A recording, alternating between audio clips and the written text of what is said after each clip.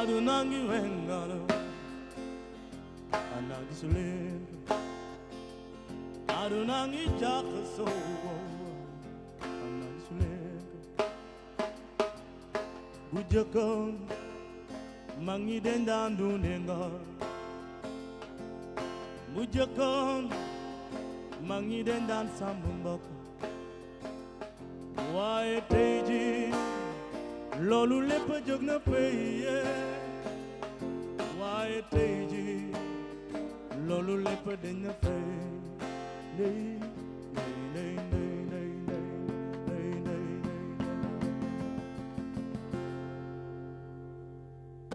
bu jëkkoon mag ñi bari nañu yërmaan bu jëkkoon mag ñi bari nañu sutura waaye tey ji loolu lépp jóg na feye waaye tey ji loolu lépp dañ na fay lay lay lay lay lay lay fulla fayda jóg na fay jom ak ngor dañ na fay alal jaral na leen ñi jaay seen ngor fulla fayda jóg na fay jom ak ngor dañ na fay alal jaral na leen ñi jaay seen ngor waaw waaw lay lay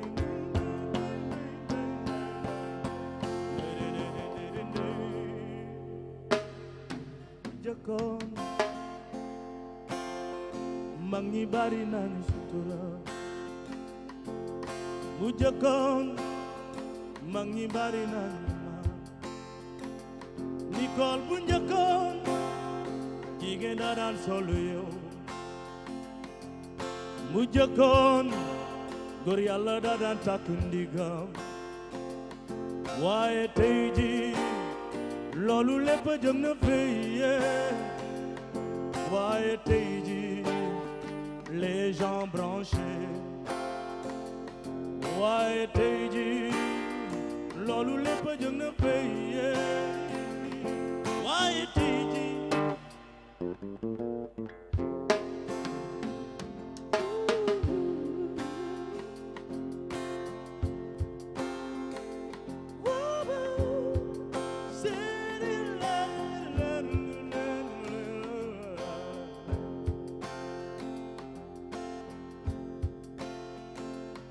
man de gëm naa ni yàlla mooy buur mooy karim waaw gëm naa ni Muhammad mooy gën di mbindeef waawaay gëm naa ni ginnaaw yaay ak baay Xaadim Rasul la ma yàlla boole yaakaaru jaam ñi Xaadim Rasul Xaadim Rasul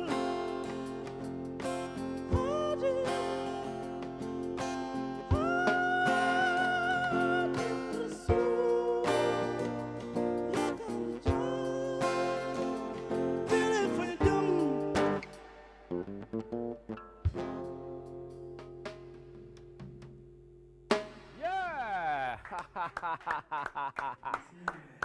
Il se nomme tout simplement Lamarane Ba, hein? Lamarane Ba qui a débuté sa carrière avec le hip-hop, comme vous le savez, hein? Donc muy génération 90 bi nga xamante ne jamono jooju ay digri lañ doon dégg ay wala bokk yooyu lañ doon dégg mais maintenant il gère une carrière solo boobu ba tey mu ngi ciy def ay jéego yu am solo dinañ ci waxtaan léegi parce que dañu ne tey le 1er mai 2018 muy fête du travail nga xamante ne ñu bëri jamono ji ñu ngi seen kër du ñu seetaan à travers les antennes de la DTV. Vivez une partie de cette magie dans toi-même, tu sais, qui est devenu un rendez-vous incontournable et même c'est les meilleurs moments de votre journée. On a d'autres artistes yu ñu war a wane léegi man ak yow dañuy ànd sur scène dama lay bàyyi nga dindi guitare bi nga ñëw ñu dem sur le plateau bu ko defee ñu gën a mën a yaatal parce que Myriam moom tamit mu ngi fii bokk ci label bu am solo boobu nga xamante ne suñu mag Xuman moom moo ko def nga xamante ne il n'est plus à présenter sur le plan national et même international donc Myriam mu ngi ànd ak ñun dinañ ànd ak beneen rappeur aussi mais xam leen ne tey dinañu waxtaanee waxum politique parce que dañu ànd ak koo xamante ne c'est un futur candidat de l'élection présidentielle 2019 il se nomme tout simplement monsieur Mamadou Guissé donc tout de suite ñu gën a yaatal sommaire bi parce que Pape Ousmane Cissé mu ngi ñuy xaar à tout à l'heure.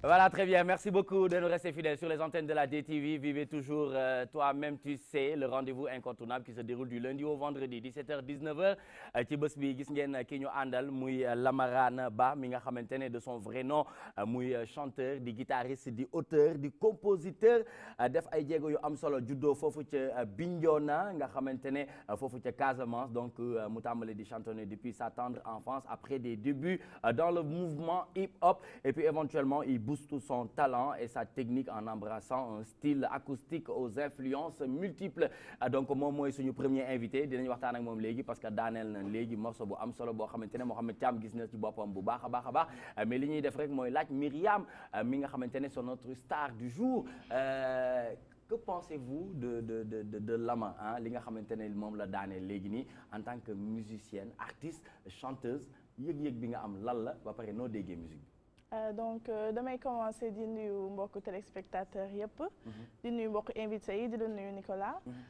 Donc pour répondre à la question ce que je pense c'est que voilà bravo vraiment. Bravo. J'ai été vraiment touchée. Donc on doit applaudir. Applaudir.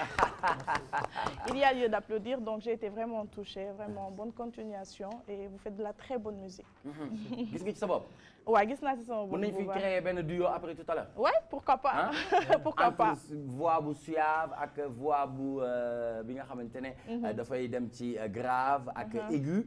donc je pense que tout à l'heure dinañ mën a def benn duo bu am solo. Oui pourquoi pas. Vous êtes d'accord avec moi? Pourquoi pas. Très bien merci beaucoup on est bien sûr avec monsieur Abdoulaye Mamadou Guissé président MCSS muy mouvement culturel pour le salut du Sénégal Fulla ak Fayda muy candidat à l'élection présidentielle 2019 dinañu waxtaan ak moom lu jëm ci présidentielle 2019 MCSS décline son programme la culture comme moteur du développement donc loolu dinañ ci ànd ak ñar meew 1 pour 2 muy Pape Ousmane Cissé ki nga dendal nag sa doomu baay la parce que moom tamit Cissé la sant waaw mu ngi tudd Mariama Cissé de son vrai nom voilà sa yaay voilà donc yow xam la nga war a def da nga war a pousse chaise bi sukk ci suuf ñu jox la micro rek ngay wax ak waaw parce que tey ab taal loolu laay def loolu ngay def de très bien monsieur Guissé c'est un honneur de vous avoir sur ce plateau après tant d'années gisantewuñu déggantewuñu mais très rapidement balaa ngay yaatal dama bëggoon rek nga wax ma talent bii nii lan nga ci dégg.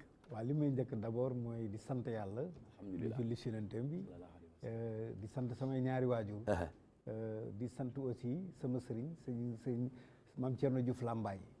di sant aussi sama sëriñ sama xarit sëñ Sidi Alxuraan si jàmm gën. macha allah donc di sant waa Pikine yëpp. bon di wax ne man j'ai été aimé. parce que xam nga lu tax. parce que nopp gar mi nga yor. waaw parce que man kenn mënu laa nax ci ay woy. parce que tey man je suis dans une famille. d'artistes de musiciens. et d'hommes de culture. absolument et que aussi Lamarane ne me surprend pas.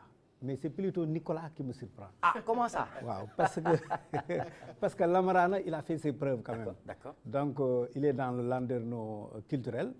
Et puis, il a marqué le mouvement hip-hop. Donc, avec aussi, je devrais rendre hommage aussi mon petit frère Jules Junior, ouais, qui était à Walfadjri, tout à fait. qui est précurseur du mouvement hip-hop. Tout à fait. Donc, il ne me surprend pas parce que D'accord. Mais yow yaa me surprendre parce que man Nicolas non j'ai eu la chair de poule quand je t'ai vu faire la batterie mais j'étais ému quand même et je me dis que tant que nos hommes politiques nos journalistes tant que nos agriculteurs nos cultivateurs ne font pas de la culture mais Sénégal du développé. Adduna bi du développé. mais tey li nga def contrairement aux finances nga xamante ne la culture enrichit tout le monde. oui mais yow. ça prouve que l'avenir est à la DTV. Macha Allah. alhamdulilah waaw kii moom war nañ cee mën a sax baal ceeb waaw war nañ ci suñu bopp te xam ne xam nga wax naa ko nee naa c'est la magie de toutes les télévisions sénégalaises waaye gars yi dañ bul tax cat dugg ci del yem ci rek la magie de la télé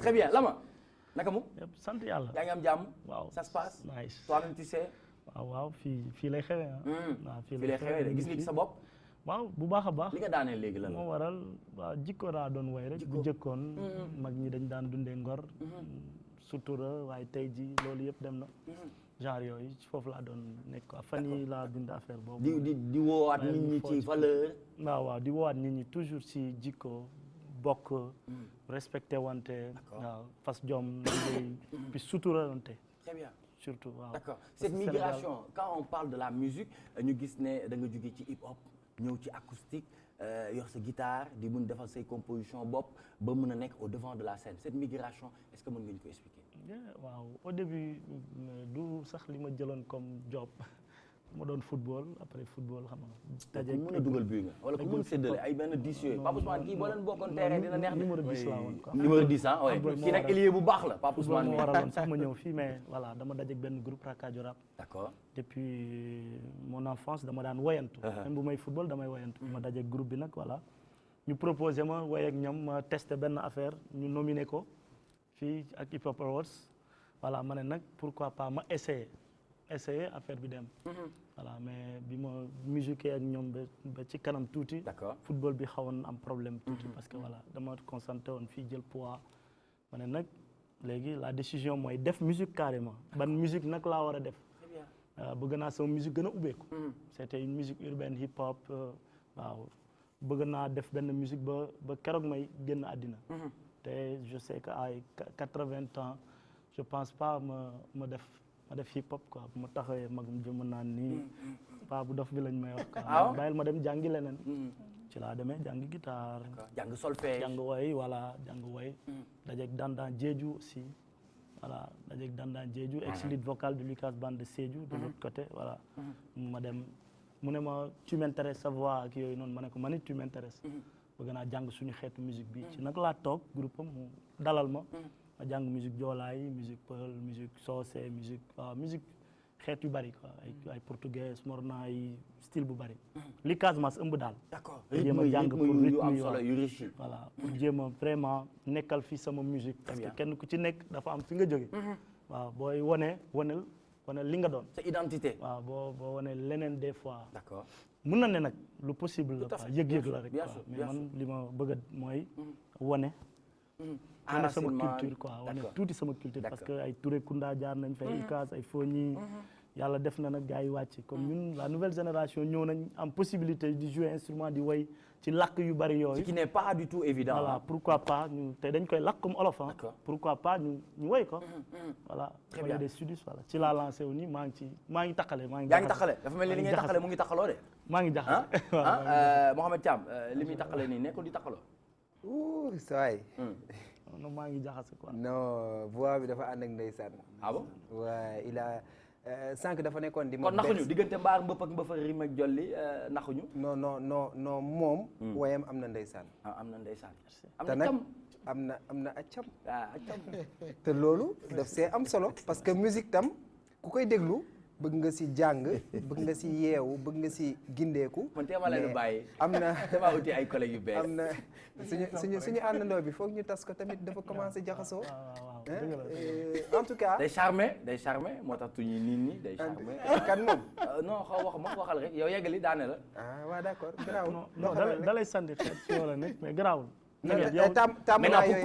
yow yonent nga non daf maa yóbbu ba pare te nekk di ma kar wan ma yoon bi ba pare di ma kar li Wally Seck way loolu de la ma def nii jox ma question ba pare taxaw di ma kar rek lu ma nii mu góor kañ laay wax dégg nga fële ngay daw mu téye say pën doy na waar kañ laay wax dafay des ci yow de wax moom ubbil nañ la ko moom defe naa ne boobu ngaa mën a wax de waxal waaw kon yes doxalal pour confirmer que on a une star du jour muy Myriam dama koy bàyyi mu woy lu ko neex nga dégg ma voix bi après nga wax ma yow tam ba yëg-yëg nga ci am defal lu la neex Tu dis que c'est moi que t'as choisi et que tu veux faire de moi la femme de ta vie. C'est pas de la jalousie, mais il n'y a plus qu'une seule place ici. Aya bim bam, dimbalima, hey, tu n'as pas le choix, c'est moi. Aya bim bam, dimbalima, hey, t'as pas le choix, c'est moi. li ngay woy defe naa man ci man la jekk de defe naa li ngay woy pour man la de. waaw. waaw teñ koo validé Pape Ousmane teñ ñoo yóbbu ci Cheikh Mamour Insa Diop rek mu def lii war Pape Ousmane loo ci wax. waaw loolu yëpp mën na nekk. yëpp mën na nekk. waaw. Nicolas da nga ma bëgg a laaj lan laay xalaat ci lii. waaw sama yaram laa la bëgg a wan de. am na li mu def léegi de. déedéet. waaw yaakaar naa ni chair de tubaab poule bu ma fàttewul chair de poule lañ koy tuddee. Nicolas validé naa. merci beaucoup ah bon validé nga. lii bu ñu ci wax lu bari. no comment. waaw yàlla bu ko cat dugg. amiin yaa waaw rabbi. li nga def nii yàlla na ci yàlla def. amiin xéewal. amiin waaw merci wane la bu baax a baax. merci. pour man jarul sax ñu laqal baax na. dafa ñëw indi benn voilà parce que c'est réciproque alors. parce que gis nañu muy indi benn style bu particulier afro dancehall mu koy def ak suñu grand frère muy Gunman Xuman nga xamante ne il est plus à présenter ñu koy saluer bu baax parce que moom pionnier la ci li nga xamante ne moom mooy musique sénégalaise c'est vrai que Bimbam jamono ji en tout cas mooy def actualité de la musique sénégalaise mais lan nga xalaat ci léegi nii li mu wax mooy maanaam woy ak jouer instrument est-ce que tey dugal nga sa bopp ci disposition yooyu noonu pour à long terme nga mën a di woy mën di accompagner sa bopp. Effectivement, ouais, je suis parfaitement d'accord parce que artiste, quoi qu'on puisse en dire, beau jouer instrument, ça t'aide à t'améliorer. Donc pour le moment, mangi jang, parce qu'à la base, voilà, je chantais dans des clubs d'anglais et tout. C'est là que m'est venue la passion. Maintenant, je traînais avec des guitaristes et tout ça. Je me jungle petit à petit et voilà, je suis en train de m'améliorer. D'accord. Très bien di fàttali Mariam Cissé de son vrai nom àndoon na ak Khatim Xol Records muy Xat Xol ñoom nag jot nañu réaliser ak moom 3 singles diggante 2015 ba 2013 ba 2015 am na ci morceau boo xamante ne ràññee nañ ko bu baax muy Dina Baax. Dina Baax mën a dem ca kaw ca kanam ci lu baax source d'inspiration bi lan la woon ba nga yëg ne da nga war a mën a woy morceau bu tudd Dina Baax. D'accord, donc morceau boobu je pense que c'est l'un de mes morceaux préférés parce que voilà, je me suis inspirée sur ma vie personnelle, sur la vie de ceux qui m'entourent, ni ma dendal. Donc dina baax soo ko déggee, c'est-à-dire que maanaam nit ku nekk dans ta vie di nga jàll ci ay obstacles chaque jour boo passé benn mu neex di nga amaat beneen. Donc dina baax moom mooy message yu bañ a décourager maanaam ak loo mënti jànkonteel ci sa àdduna nga bañ a décourager, que ça soit n'importe quel domaine booy nekk di liggéey nga push. Aller de l'avant. Fagaru rek daal. Oui. ànd ak fulla ak fayda. Oui. Très bien Jamais se décourager. Voilà jamais se décourager moom la Abdoulaye Mamadou Guissé di woote muy fulla ak fayda waaye di leen fàttali ne am nañu benn rappeur moom it muy une nouvelle découverte de son nom ñu koy woowee Babs muy rappeur nu mu demee. naka yi tey. cool tranquille yaa ngi koy yëg. waaw sinon nice. mu ngi neex wala mu ngi digg dóom. waaw xam nga sénégalaisement. ah tranquille en plus quoi. sénégalaisement nu muy mel. oui sénégalaisement day tranquille quoi. day tranquille même bu ñu amul dara dañuy tranquille. d'accord toog nga déglu koo xamante ne def na rap ba tey muy def carrière solo di def li nga xamante ne mooy musique acoustique. toog nga aussi ak koo xamante ne moom mu ngi def afro mu ngi def dance mu ngi def R&B yow nga nekk rappeur boo déggee ñaari tonalité voix yi en tant que rappeur ça fait quoi. waaw appréciation. total quoi parce que dama apprécier lu ñuy def parce que c'est carrément musique. parce que musique amul frontière quoi. te en plus ku nekk am nga droit def li nga xamante ne moom nga sentir ci musique quoi loolu mooy l'essentiel bi mais ba ma déggee seen voix yi moom dafa ma étonné quoi. parce que waaw parce que ñii nii normalement talent yu mel nii nekk Sénégal fu nekk war nañ leen mën a xam quoi. war nañ dem fu nekk partout dans le monde quoi. waaw pour wane ñun ban genre culture lañ am ak yan genre gars ñoo yor culture bu ñu am quoi. yow mii da nga bokk ci ñuy yor culture Sénégal. oui kon du ñàkk nga am loo ñu may ngir ñu mun tamit ñu am ci yëg-yëg ñu mun ci wax seen appréciation lu mu doon. waaw xam nga. freestyle defal benn bu sew. ok yaa yox la fis ñu dem amul gestu waat gaynde àll bu xiifee maay tegal ko biir mu raap ñaata at ñu nekk ci gëm ko ginnaaw duñ ci delluwaat. gëm ne dañuy tekki doon king ku teg kaamil mën nañ ko waat.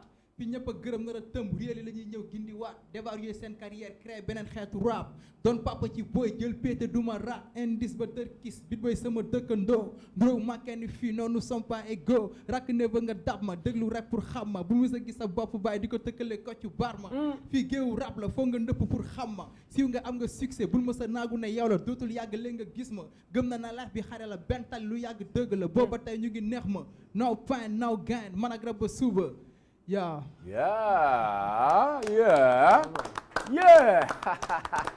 appréciation. Ah mais j'adore hein, parce que voilà dana nekk ak ay rappeurs donc su ma déggee rap vraiment j'aime beaucoup. D'accord. Courage. Très bien nee na la courage ah Lama. bind bi baax na trop. bind bi baax na flow bi mu ngi fa wala. flow baa ngi fi. lyrics bi. xam nga rappeur sans beat des fois doo ko mën a juger lu bari. dëgg la. waaw mais kii xam naa ni boo ko tegaloon beat mu xotteeku. macha allah. Bravo. Très bien donc à présent di leen fàttali ne il vient de nous rejoindre sur ce plateau Serigne Saliou Ndiaye mi nga xamante ne moom mooy président de la mouvance des jeunesses sénégalaises moom it mu bokk ci waxtaan bi ngir présenter la deuxième édition SCJ 2018 muy semaine culturelle de la jeunesse du mercredi 2 au dimanche 6 mai 2018 au programme salon d'orientation randonnée pédestre don de sang ak ñu jeexal ak concert Serigne Saliou ñu ngi lay nuyu. ñu ngi leen di fay. naka yi tey. sant alhamdulilah ça se passe bien. ça va sant gis nañu gisee. waaw gis nañu gisee bu baax say nga de. waaw waaye maa ngi sa ginnaaw. tout doucement rek nànk rek. maa ngi sa ginnaaw maa ngi sa méttiwul de. maa ngi sa ginnaaw. la deuxième édition se prépare. oui on est fin prêt même. fin prêt. oui dinañ ci yaatal léegi en attendant nañu ànd ak Mohamed Thiam pour nous présenter toute l'actualité de l'internet appelée ActuBuzz c'est tout de suite.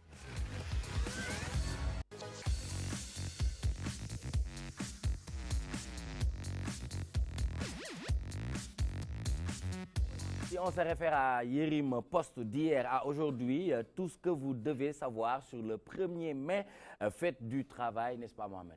Occasion bien choisie puisque nous sommes le 1er mai, fête du travail, Labor Day comme le disent les Anglais ou encore journée internationale des travailleurs, journée des ouvriers. Bëri na ay appellation yoo xam ni au fil de l'histoire jox nañ ko journée boo xam ni musuñu ko situé ci benn date bu précise en tout cas depuis fin 18e siècle si la ñu commencé def manifestation yooyu on se rappelle révolution industrielle soriwul dara période boobu n'est-ce pas Pape Ousmane ci la ñi nga xamee ni ñooy travailleurs yi commencé def seeni ay plateformes revendicatives déjà bi ci njëkkoon mooy ñu mën a célébrer réalisation yi nga xam ni ñoom def nañ ko parce que bëggoon nañ reconnaissance vis-à-vis de leur patron mais également bi nga xamee ni loolu mi ngi gën di dem ñu dem ba ñu commencé exiger pour que ñu wàññi seeni vacations loolu moo tax officiellement ci wàllu liggéey ñu passé à 8 heures de travail par jour donc loolu nekk loo xam ni tàmbali na depuis les années 1700 on se rappelle en France également c'était la même chose ci ay année 1793 calendrier républicain bi si la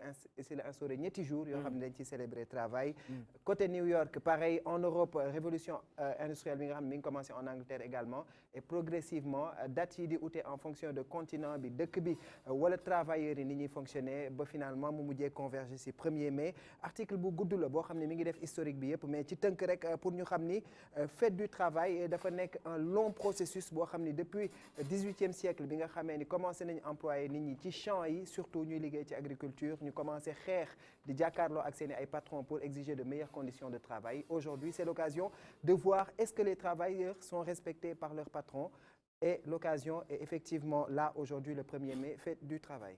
Très bien donc 1er mai fête du travail mais aussi la journée de l'agriculture Pape Ousmane Cissé ñu ngi ci 1er mai waaye terewul liggéey si nga ngir bégal téléspectateurs yi nga xamante ne ñu ngi fidéliser seen bopp ci toi-même tu sais donc aujourd'hui muy bés bu significatif lan yëg-yëg nga ci am wala tey bu amee doléance boo war a joxe lu muy doon. alors ma def benn digression bu ndaw parce que souvent dañ ma koy wax ñu ci ëpp samay mbokk dañ na yow fête amul fête buy am rek. doo toog da ngay liggéey rek may leen c'est simple wax leen ma jour bu ngeen di taal seen télé rek ñu ne tàkkul parce que tout simplement dañuy feetu il faut ngeen informer wu ñun ñooy dem di leen woon nii lii mu am ci dëkk bi donc il faut comprendre que ni ñun su feet amee mun ñu dem toog suñu kër parce que bu ñu toogee du ngeen seetaan télé boobu digression laa def parce que sànq li ma wax ne ma fête de ñu ngi fête mais yaa ngi fi di liggéey alors symboliquement pour man fête du travail maanaam benn taxaw seetlu la ci ku ci nekk ci ñun di liggéey moo xam da ngay liggéey ci bërëb boo xamante ne am nga ku lay liggéeyloo wala yow yaa yore ñi ngay liggéeyloo taxaw seetlu la ci tëralin bi ci wàllu liggéey est-ce que respecté nañ maanaam li nga xamante ne loolu la ñu dëppoo ñun ñëpp moo xam ci maanaam ni ñu tëggee liggéey ci charte yi est-ce que ñu ngi koy respecté est-ce que tamit ñun suñu àq par rapport ak liggéey est-ce que ñu koy respecté surtout nag Sénégal man fa laay taxaw parce que temps bi duñ ko may du ma def ay historique comme ni ñu ko waxee dugg ci yeneen yoo xam dafay compliqué mais bu ñu taxee fii tey Sénégal bu ñu taxee tey Sénégal dëggantaan man la question que je me pose au-delà de li ñu mën a wax yëpp ci ay revendications ak coow li mu jur ak plateforme yi ñu mel noonu dama naan est-ce que ñun jotul ñun ñu xool suñu bopp xool rapport bu ñu am avec le travail est-ce que ñun respecté ñun liggéey xam nga baax na ku ci nekk di sàkku ni defal ma nangam mais yow mi koy sàkku est-ce que réellement li liggéey laaj yëpp li ñu la dénk yaa ngi koy matale est-ce que yaa ngi koy waslu ak pour man c'est mais defe naa tamit question boobu dafa valable tamit pour suñuy employé mais bien sûr moo tax ma ne la c'est autant parce que xam nga nit ku bu respecté liggéeyam forcément yow yow nga xam te ne yow lay liggéeyloo bu dee am nga xel leadership baa ngi ci yow war nga mën a xam ne kat kii wàccoo naa ak man maintenant nag yow da nga war a wàccoog moom boo wàccoowul ak moom nag am na foo xam te ñun ñëpp fa la ñuy dellu koo xamante ne moom moo ñuy réglementé mooy est-ce que respecté nañ contrat yi liñ ci wax ak clause yu mel noonu et tout moo tax ma ne du ma dugg ci yëpp man li may wax man ci fête du travail tey bisu tey bi bu ñu laajee benn question boo xam ne jàpp ngeen ci lañ war a réfléchir dama naan nañu interroger suñu bopp ñun sénégalais rapport bu ñu am ak liggéey très bien rapport bu ñu am ak liggéey lu mu doon ah monsieur Abdoulaye Guissé en tant que politique. Oui. Bon, d'abord, c'est une occasion aussi nous souhaiter une bonne fête de travail. Donc,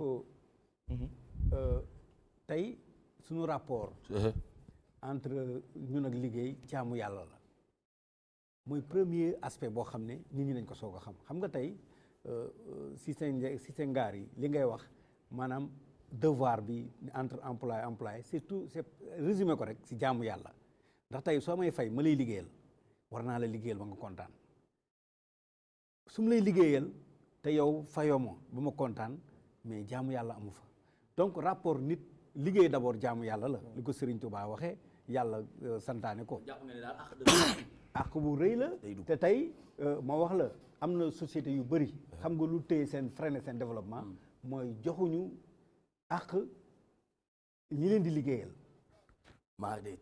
maanaam l'exploitation parce que fête du travail mais aussi fa la origine bi mooy c'est-à-dire que gars yi dañ doon liggéey bi ëpp ñu bëgg di nañ leen may ñuy noppaliku parce que li ñu leen di fay sax da ko jarul parce que da ngay gis ku liggéey champ de plantation bi sawaay wax léegi si champ de plantation yooyu ngeen di rappeler aussi à cause de cette douleur qu'est né le jazz ak le blues parce que dañ doon liggéey bay xam bëgg a dee ci la woy yooyu blues ak jazz xëye donc moo tax tout est lié à la culture et foofu mooy point de départ comme le disait le poète Léopold Sédar Senghor la culture est au début au milieu et à la fin de tout processus de développement mais développement aussi dafa laaj que nit ñi xam ne mu ngi nekk aussi ci respecter liggéey mu nekk loo xam ne c'est mutuel c'est-à-dire kii liggéey ak ki nga liggéeyal yëpp nañu am respect cër d'accord waaw loolu daal laa moom lu ma ci sama point de vue très bien noo gisee fête du travail rawati ci dolli ci réew mi nga xamante ne moom la ñu nekk muy Sénégal macha allah dafa baax fête du travail man ni ma ko jàngatee mooy li monsieur Guissé wax ni gars yi dañu liggéey lu ëpp ba pare ñu bëgg a wàññi li ñuy liggéey maanaam noppaleek fête du travail boo gisee lu tax yokkuñu heure de travail jour bi ñu ne kenn bu mu liggéey c'est pour gars yi noppaleek ñëpp grasse matinée je pense que voilà kuy liggéey war na am droit wu noppaleeku tamit waaw lu nice la d'accord c'est une bonne chose fête du travail di am mais bu mu bari aussi très bien kañ la ñu mën a séntu seen i ay férié en général ginnaaw tey bokk na ci bés bi nga xamante ne férié la ñu ne fête du travail du ñu liggéey yéen artistes yi est-ce que am na bés boo leen di xool seen bopp gis ne que ne tey moom tey fête du travail la oui xam nga tamit maanaam nit du machine des fois di nga liggéey ba mu yàgg boo sonnee des fois foog nga reposer wu et tout mais la plupart du temps voilà musique feeling la mën nga tëdd sa kër sax ne tey du ma liggéey nga jékki-jékki am benn inspiration tu pars au studio nga dugal et tout ça mais voilà fête du travail c'est très important aussi dans le cadre général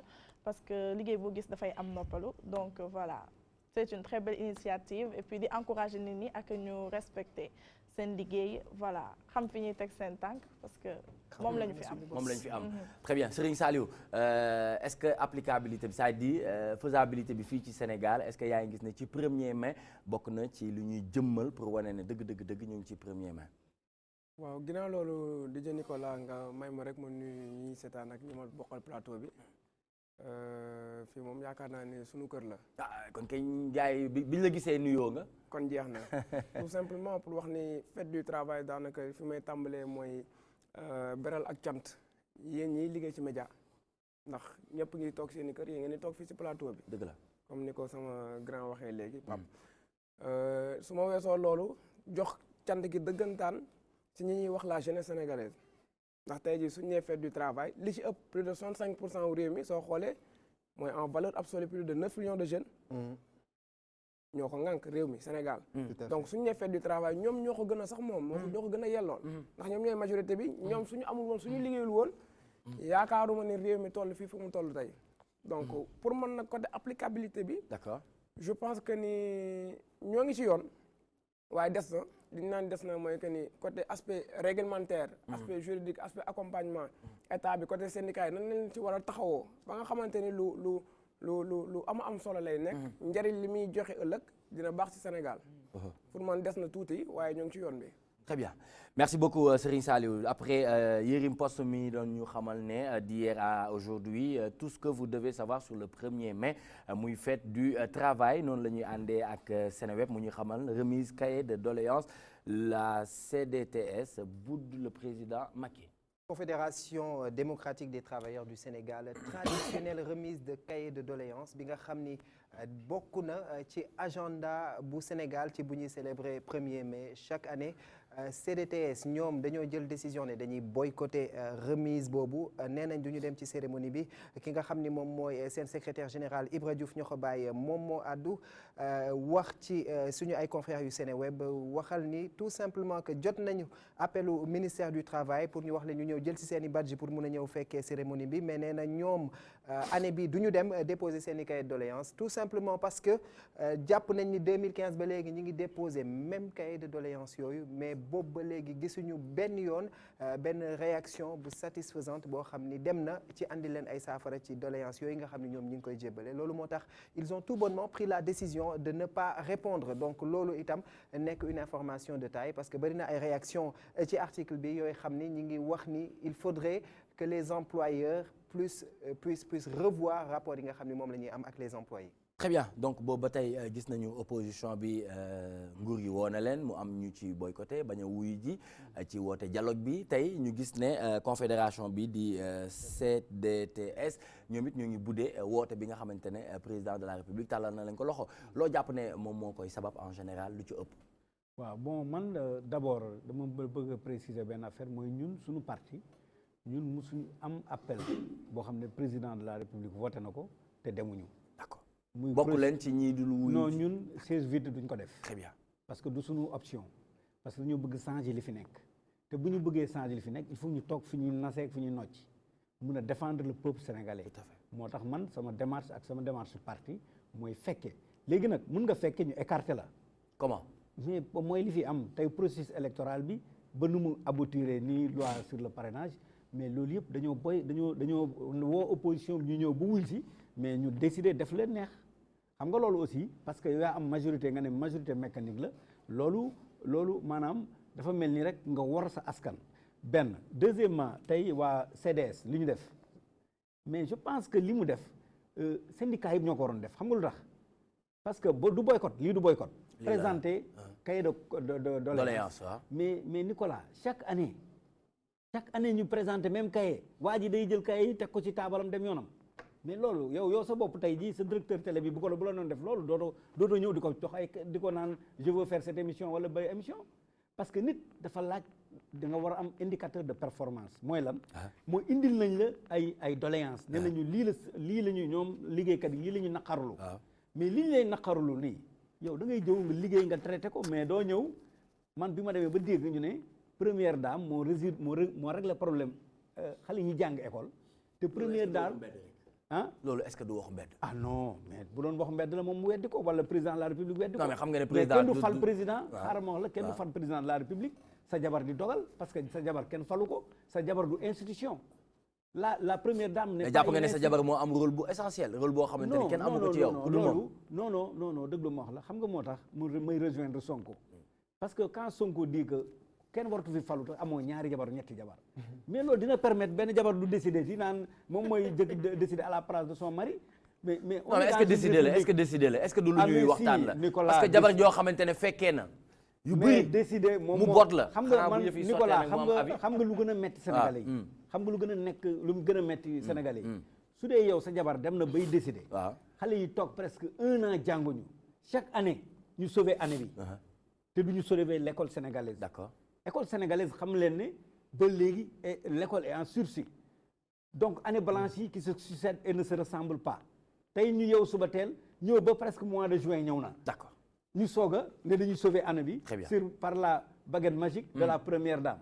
mais loolu. alhamdulilah ah non. ah bon mais qui a dit ça mais moo tax ma ne ko est-ce que du waxu mbedd te yow candidat à l'élection présidentielle nga pour man yow war nga mën a di tënku ci ay wax yoo xamante ne dafay palpable nga am ci mu mel da nga ci def investigation. mais non déglu ma wax la syndicat yi ñuy recevoir mais xanaa kay duñu jël syndicat yi ñuy recevoir ñu taxaw télé wax reconnaître que ne ñoom échec na ba niveau tel ma première dame boo leen ñëwul toog lekk. mais première dame bokkul ci réew mi.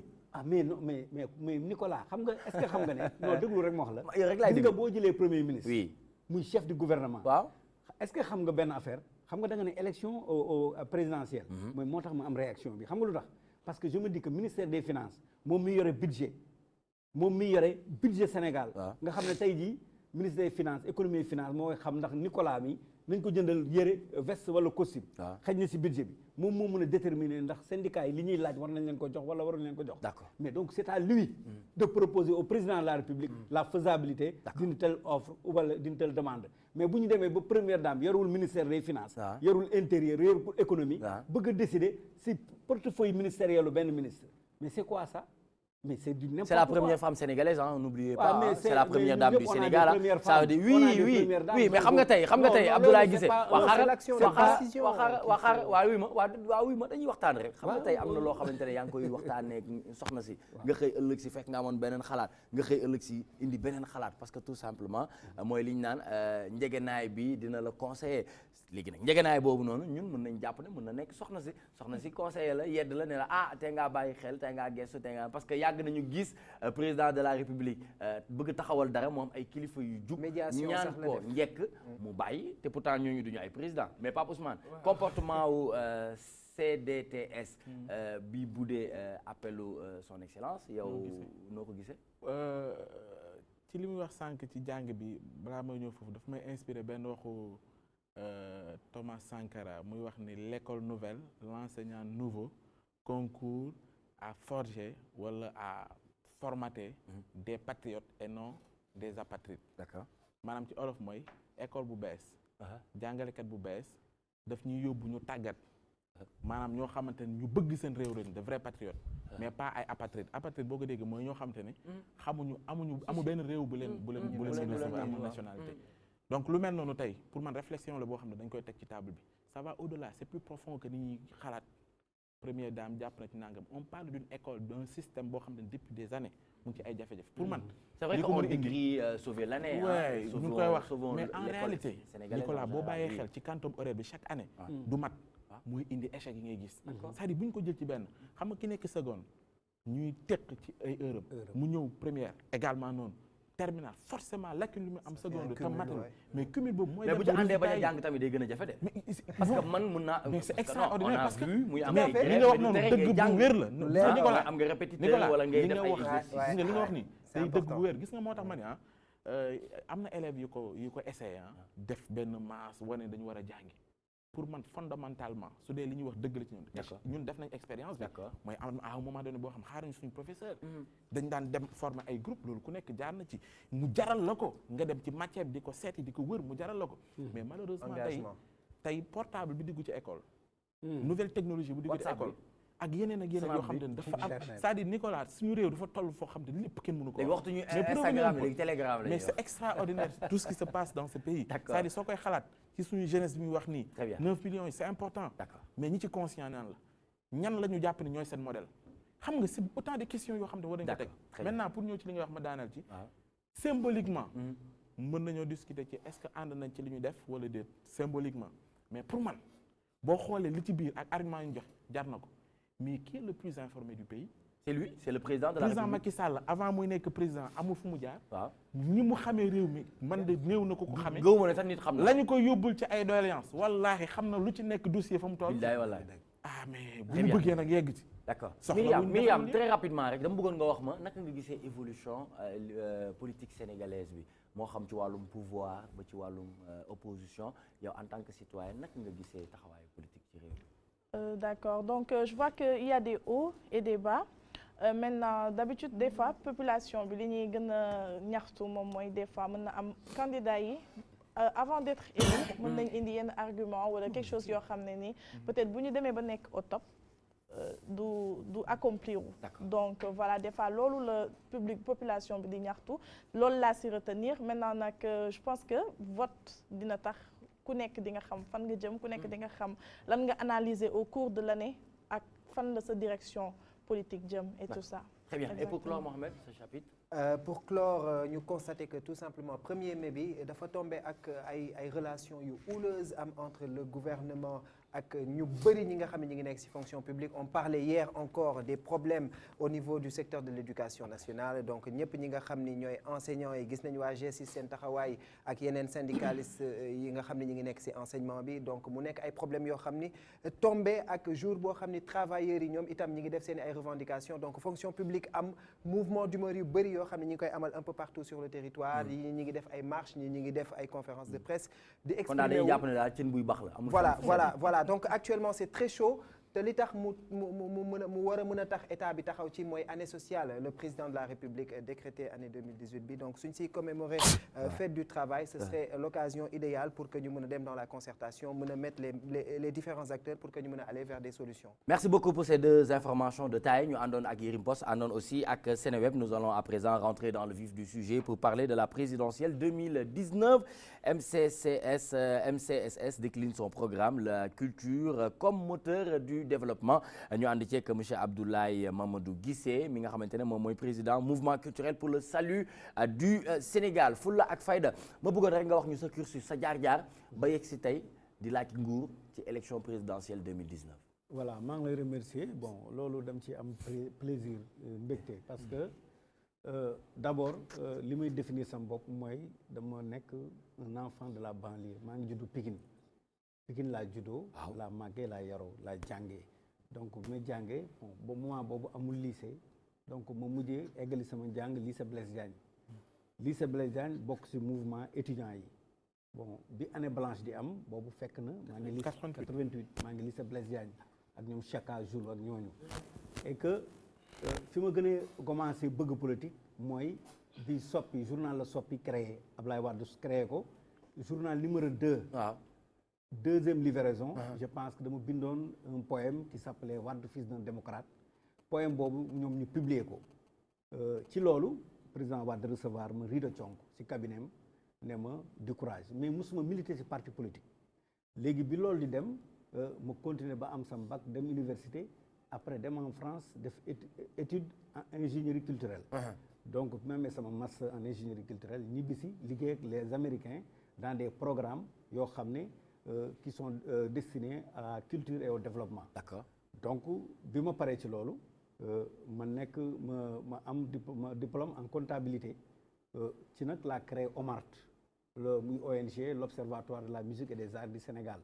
C'était pour être un cadre d'alerte pour la culture, alerte orientation ak aussi accompagnement de la communauté culturelle ci biir loolu je vais te le dire ñu mel ni Fou Malade Pakoti yàlla na ko yàlla yërëm J-Bay ak ñooñu ñu leen formé au centre Colin Powell avec les Américains.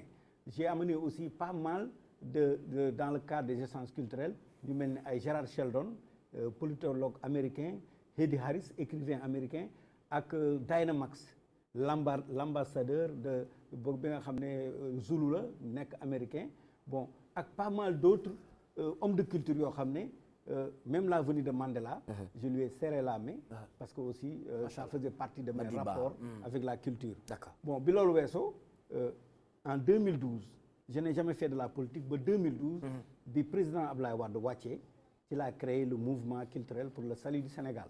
Pourquoi? Parce que j'avais vu que le président Wade avait fait des avancées sur le plan culturel, c'est-à-dire infrastructure culturelle majeure au Sénégal. xanaa yow pro Wade nga. Non, man je suis wadiste. Dans la vision, mais je n'ai jamais milité dans le PDS parce que je ne suis pas du qui. Mais je suis wadiste dans la vision économique et culturelle de l'homme. Comme je suis aussi senghoriste, parce que aussi Senghor est un homme de culture. mélange boobu nar na soxor de. nar na féroce de. mais xam nga tey Senghor a porté makkee ci des rek xam nga Senghor a créé Senghor am na vision bu mu am sur la négritude, sur la civilisation de l'universel. Tout à fait. ak aussi l'ouverture et l'enracinement. Mais Abdoulaye Wade tey moom dafa ñëw concrétiser la culture, c'est-à-dire que dafa ñëw tey teg des infrastructures culturelles majeures tey place du souvenir.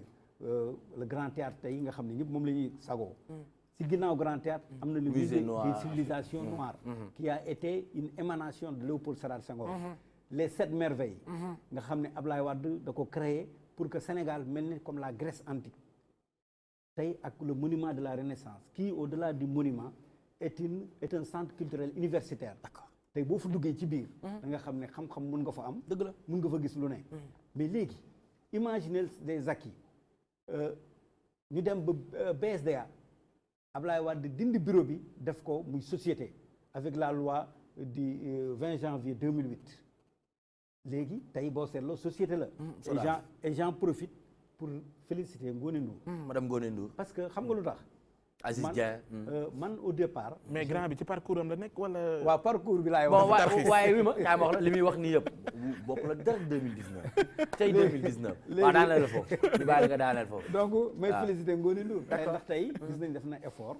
ba nga xam ne tey société boobu mu ngi koy taxawal temps récemment elle a débloqué 243 millions pour payer les créateurs avec.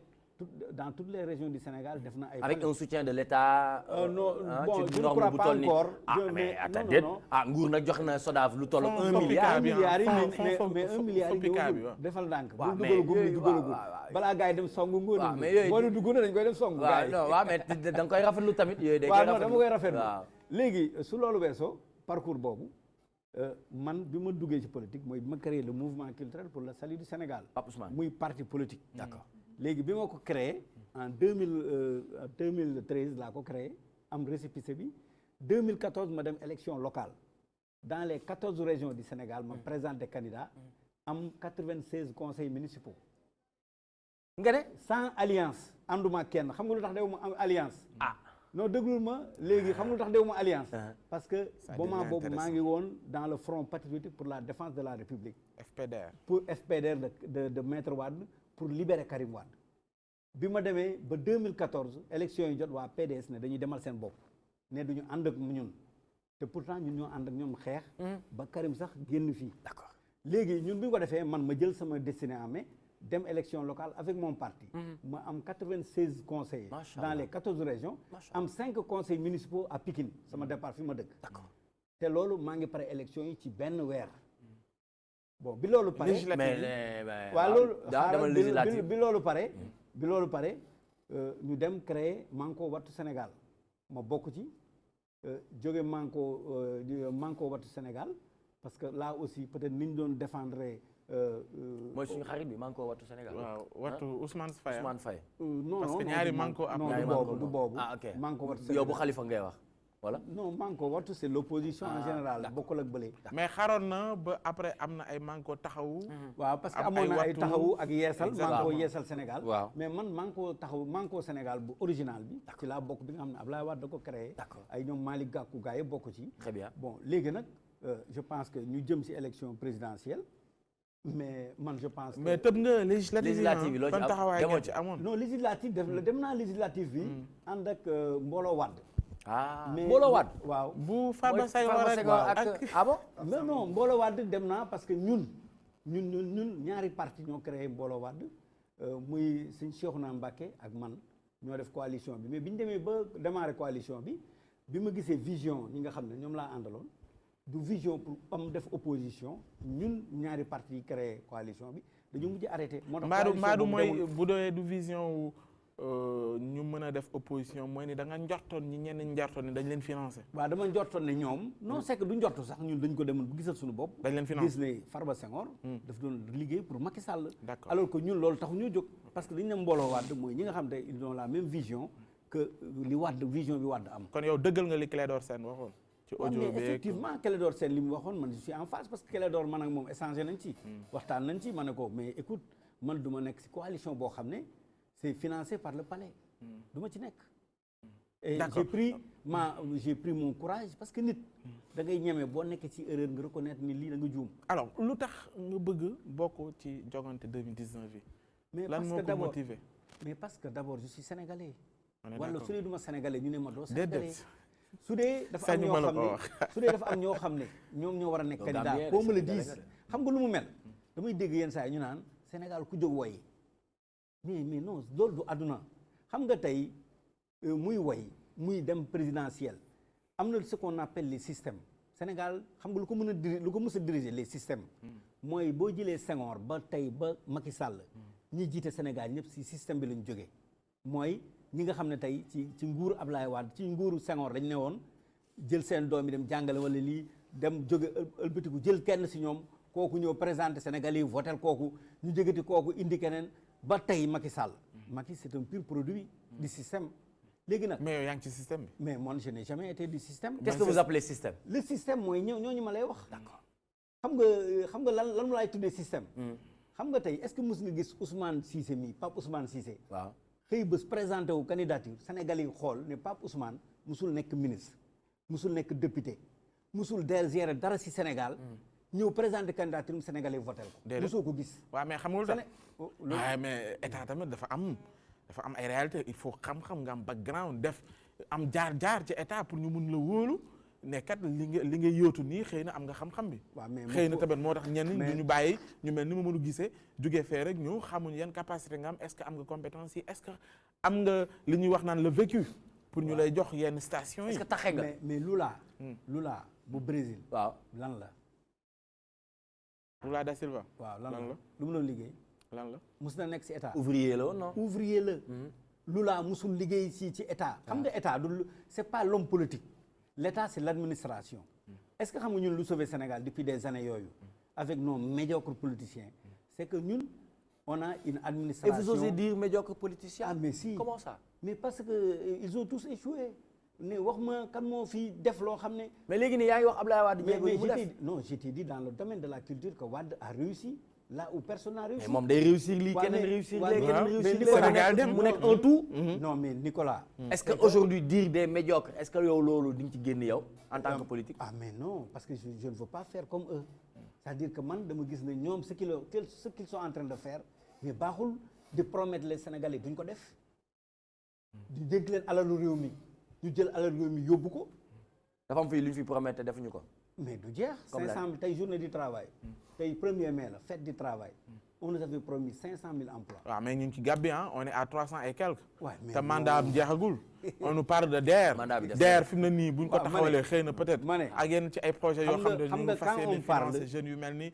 sama waa ji Serigne Saliou. quand on parle xam nga tey quand on parle de bourse familiale. xam nga lan la. c'est-à-dire qu'on fait l'apologie de la pauvreté. Parce qu'au lieu de parler de l'emploi familial, moi j'aurais préféré à la place de bourse familiale qu'on nous dise qu'on nous parle de l'emploi familial. Ça veut dire quoi l'emploi familial? Mais l'emploi familial, moi, chaque famille, qu'il y ait des gens qui travaillent dans chaque famille, mais aujourd'hui... Est-ce qu'il y a une qualification? Il y a... Est-ce que la famille a une qualification? Mais la qualification, c'est l'État qui forme la nouvelle génération. Il me parle actuellement de 9 millions de jeunes. Donc la population du Sénégal est composée, les 2/3 sont des jeunes. Il faut les former, il faut les mettre dans des conditions yoo xam ne dañu leen former insérer léegi par exemple ci domaine bu ne tey ci régime président Macky Sall xoolal ñi ci domaine bu ne su fekkee mën nga ñu génneel 5 domaines yoo xam te ne mën nga ñu génneel ay insuffisance yoo jàpp ne dañ ko war a corriger ak yow en tant que candidat lan ngay proposer comme alternative pour mën a corriger imperfection yooyu noonu su fekkee mën naa ko tuddee noonu mais d'abord soit ci domaine emploi des jeunes yaa ngi koy wax sànq waaw le secteur de l'éducation ñu ngi ci actualité bi ak yeneen ci ay secteurs mine énergie pétrole ak yu mel noonu. mais si gouvernance économique si régime Macky Sall xam nga 3 yaa ngi ma 5 domaines mais je peux te citer même 11 domaines. lu tax xam nga lu tax loolu. d'abord la transparence y a pas amul transparence si régime bi. xam nga tey non xaaral ma wax la xam nga tey boo jël caisse de dépôt et de consignation fi alalu Sénégal fi ñu koy denc xaalisam nga dem teg fa sa rakk. su ko matee nag. mais non écoute ñun on est 15 millions de Sénégalais tey Ndiaga Ndiaye buy dem Ndiaga Ndiaye car Ndiaga Ndiaye boo gis muy dem mun nga fa génne président de la République génne fa premier ministre. mais on avait vécu pire que le président kii. non xaaral ma tontu bi waaw non li nga joxañ Aliou Sall. ci compétence am. parce que moom nee na la bu nekkee am na compétence bi nag. nga ne on est plus de 15 millions de Sénégalais. waaw et pourtant au temps de Wade on se souvient benn nit bu gérer ay ministères. ban nit la. du Karim Wade. waaw mais loolu laay wax ma ne dañoo dindi Wade pour xanaa moo yéen tey fu mu nekk xam nga lan ngeen mën a dëmbee Sénégal yi il faut que ñu changer c'est-à-dire que bu ñu changé wul mais bu dee ki ñëw day def ni këlee def ngeen koy couvrir ne ko yow da nga war a def lii parce que kee defoon na ko. mais d'accord nañ mais dañ ne nit bu ñu la fale waaw non xaaral ma wax la nit bu ñu la fale non xaaral ma expliquer mais à chaque fois da ngeen ñuy wax nañu il faut que ñu changer. waaw am na ñu ñuy wax système. souvent système bi dafa mel ni lu invisible ci bëtu nit ñi. te système boobu xëy na ñi fi falu moo leen fal parce que ñu lu ñu jàpp ci majorité sénégalais yi mooy que ni fii ku ñu fi fal rek suñuy carte la ku ñu fi fal it suñu carte la su fekkee dañ jël principe boobu teg ko ne le on nous parle de système boo xam ba léegi fi la ne dafa mel lu invisible suñu kanam système bi lan la déjà léegi bu fekkee da nga jàpp ne changement war na mën a am yan mooy paradigme yi sànq yaa ngi wax le facteur culturel boo xam te war na mën a doon soubassement wu développement wu Sénégal yow loolu nga gëm.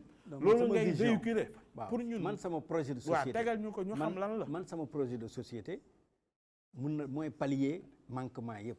xam nga man lu tax ma lay wax projet de société bi qui est basé sur la culture. parce que xam nga avant tout dama lay jox yenn manquement de nos hommes politiques mooy nga wax tey suba nga ne maa waxoon waxeet.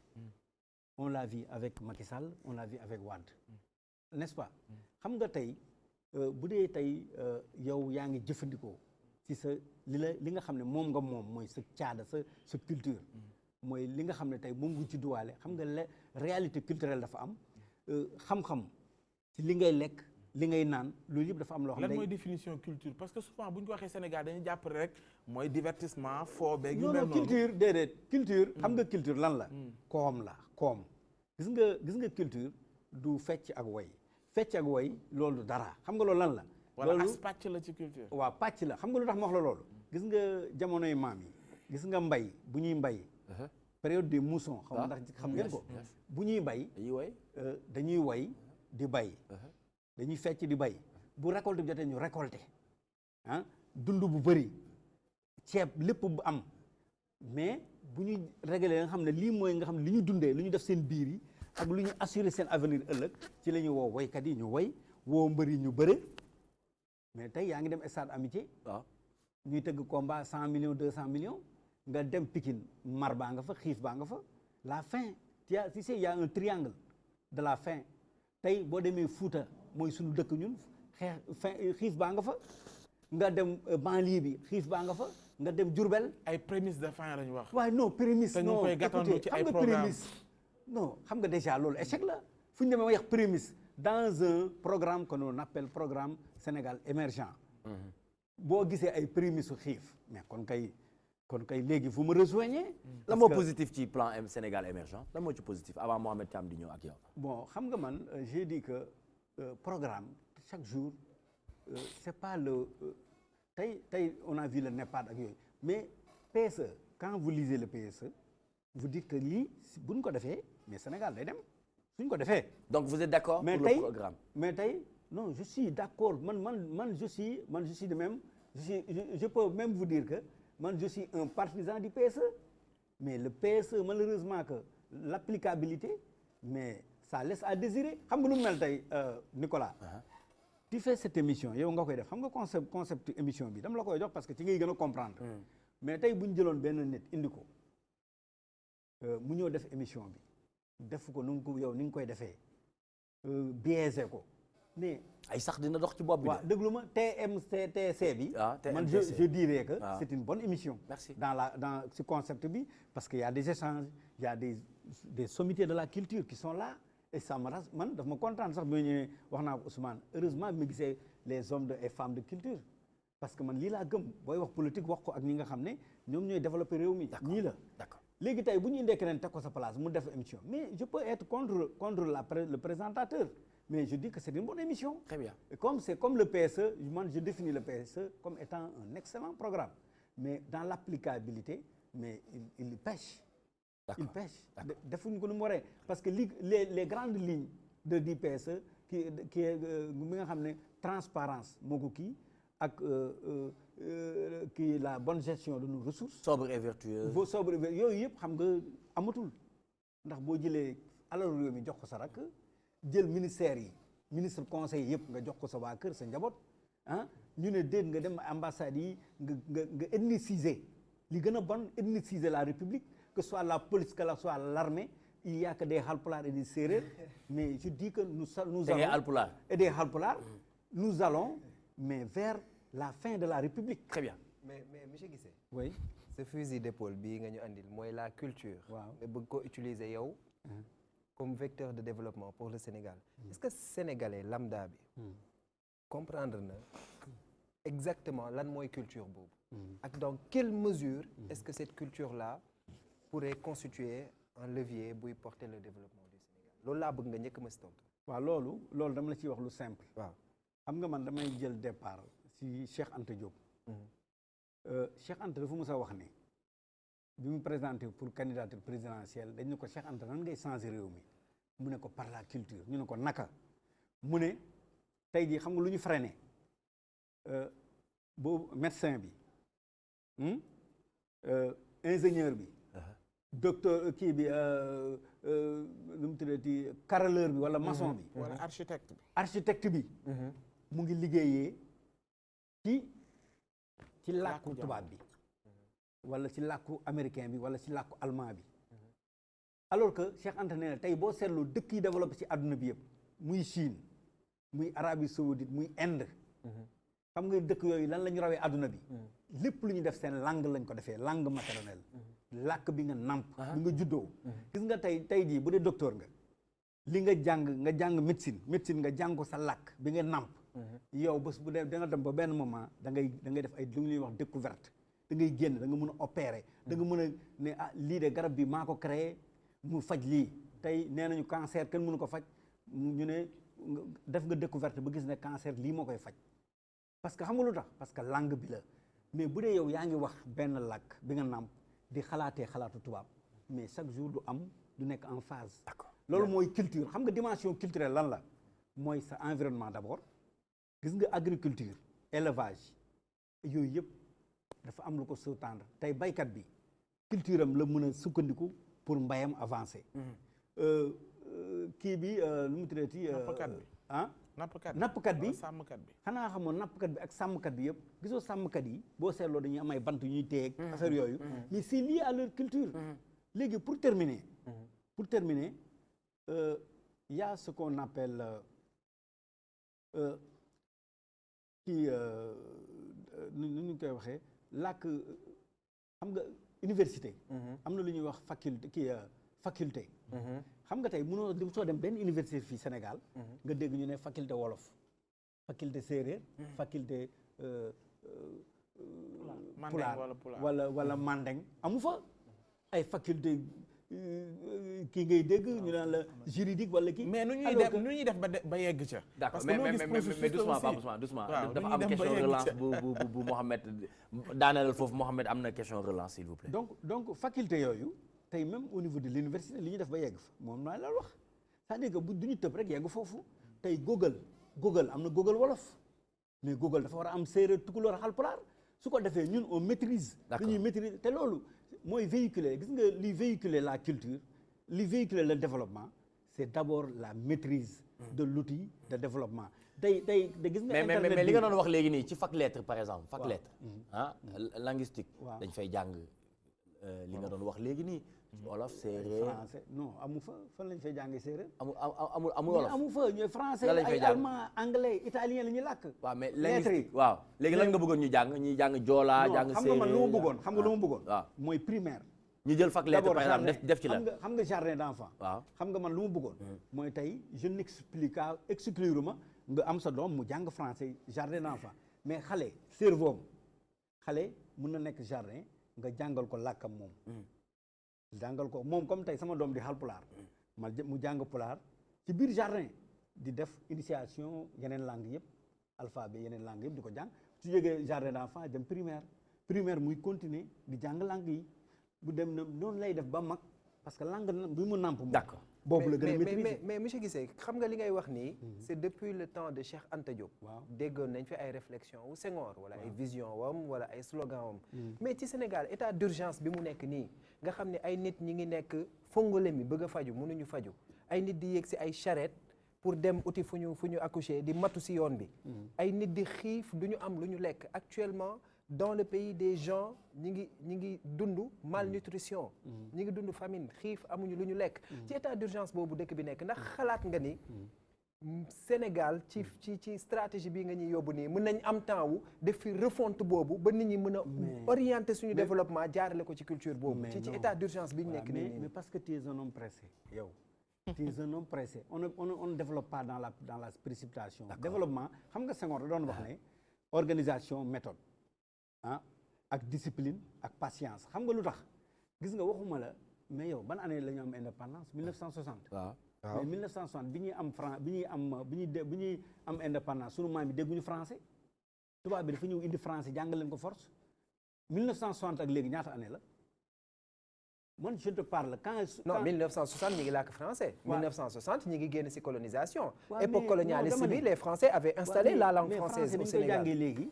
temps yi bu yàgg ba 4 communes yi ñoo fi làkk français dama lay wax loolu 4 communes yi la temps yooyu ñiy jàng ba doole dañ naan ñi jàng mooy ñu nekk ci 4 communes yi ñu considère comme citoyen française léegi man waxuma la ne ci benn année dañuy bàyyi suñu priorité mais priorité xam nga dafa am ministère bu nekk am na priorité man li mu lay wax nii c'est dans le domaine de l'éducation. D'accord. L'éducation teewu la dans le domaine de l'économie nga xam ne dans le domaine de l'agriculture da nga war a moderniser seen agriculture adapté ko à notre culture. mu ngi ci parce que am na ay tracteurs yu bees 1000 tracteurs yoo xam ne jox nañ ko. xam nga tey waaw si sa ngaari xam nga 1000 tracteurs yooyu yaa ngi may indi si beneen débat ndax 1000 tracteurs yooyu dañ ko jaay baykat yi.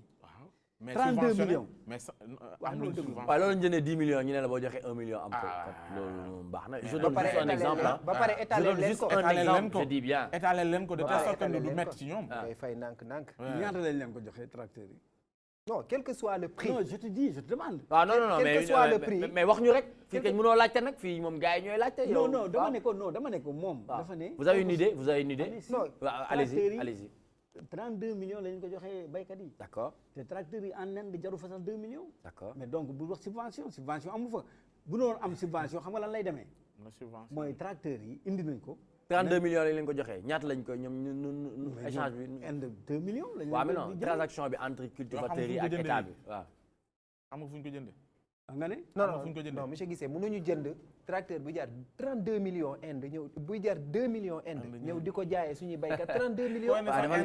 waaw léegi déglu leen ko mu joxe source am mais yow man li ma lay wax nii des sources sûres laa ko waxee. waaw bàyyi leen ko ak est-ce que yow y a des sources sûres. d'accord. non dama lay laaj. non de toute façon. non dama lay laaj yow am nga ko. d'accord bu nekkee am na kenn koo xamante ne am na source bi mën nañu woo ci 88 628 11 22 pour participer ci débat bi nga xamante ne yëkkati nañ ko diggante ay tracteurs yoo xamante ne jëlee nañ leen Chine à 2 millions jox ko cultivateurs yi à 32 millions. est-ce que Inde la parce que Inde am na Brésil am na donc mais est-ce que sax Inde la fi wax de. c'est-à-dire que xam nga ñun on est dans la politique dañuy gëstu bien sûr xam nga yéen tey peut-être vous êtes dans votre domaine vous maîtrisez mieux que nous mais je te dis tracteurs yi jarul 32 millions yi ñu koy wax ne moom lañ koy jox baykat yi d'accord tracteurs yi ñu ngi koy jëlee en Inde à moins de 2 millions d'accord dañuy waxante dëgg loolu ay dóor la maanaam li ñuy wax ni jàpp baykat yi de xam nga ay jamono dañuy jàpp baykat yi leen poudre mais jamono bi mu sañoo poudre mais si jamonoy Senghor moo tax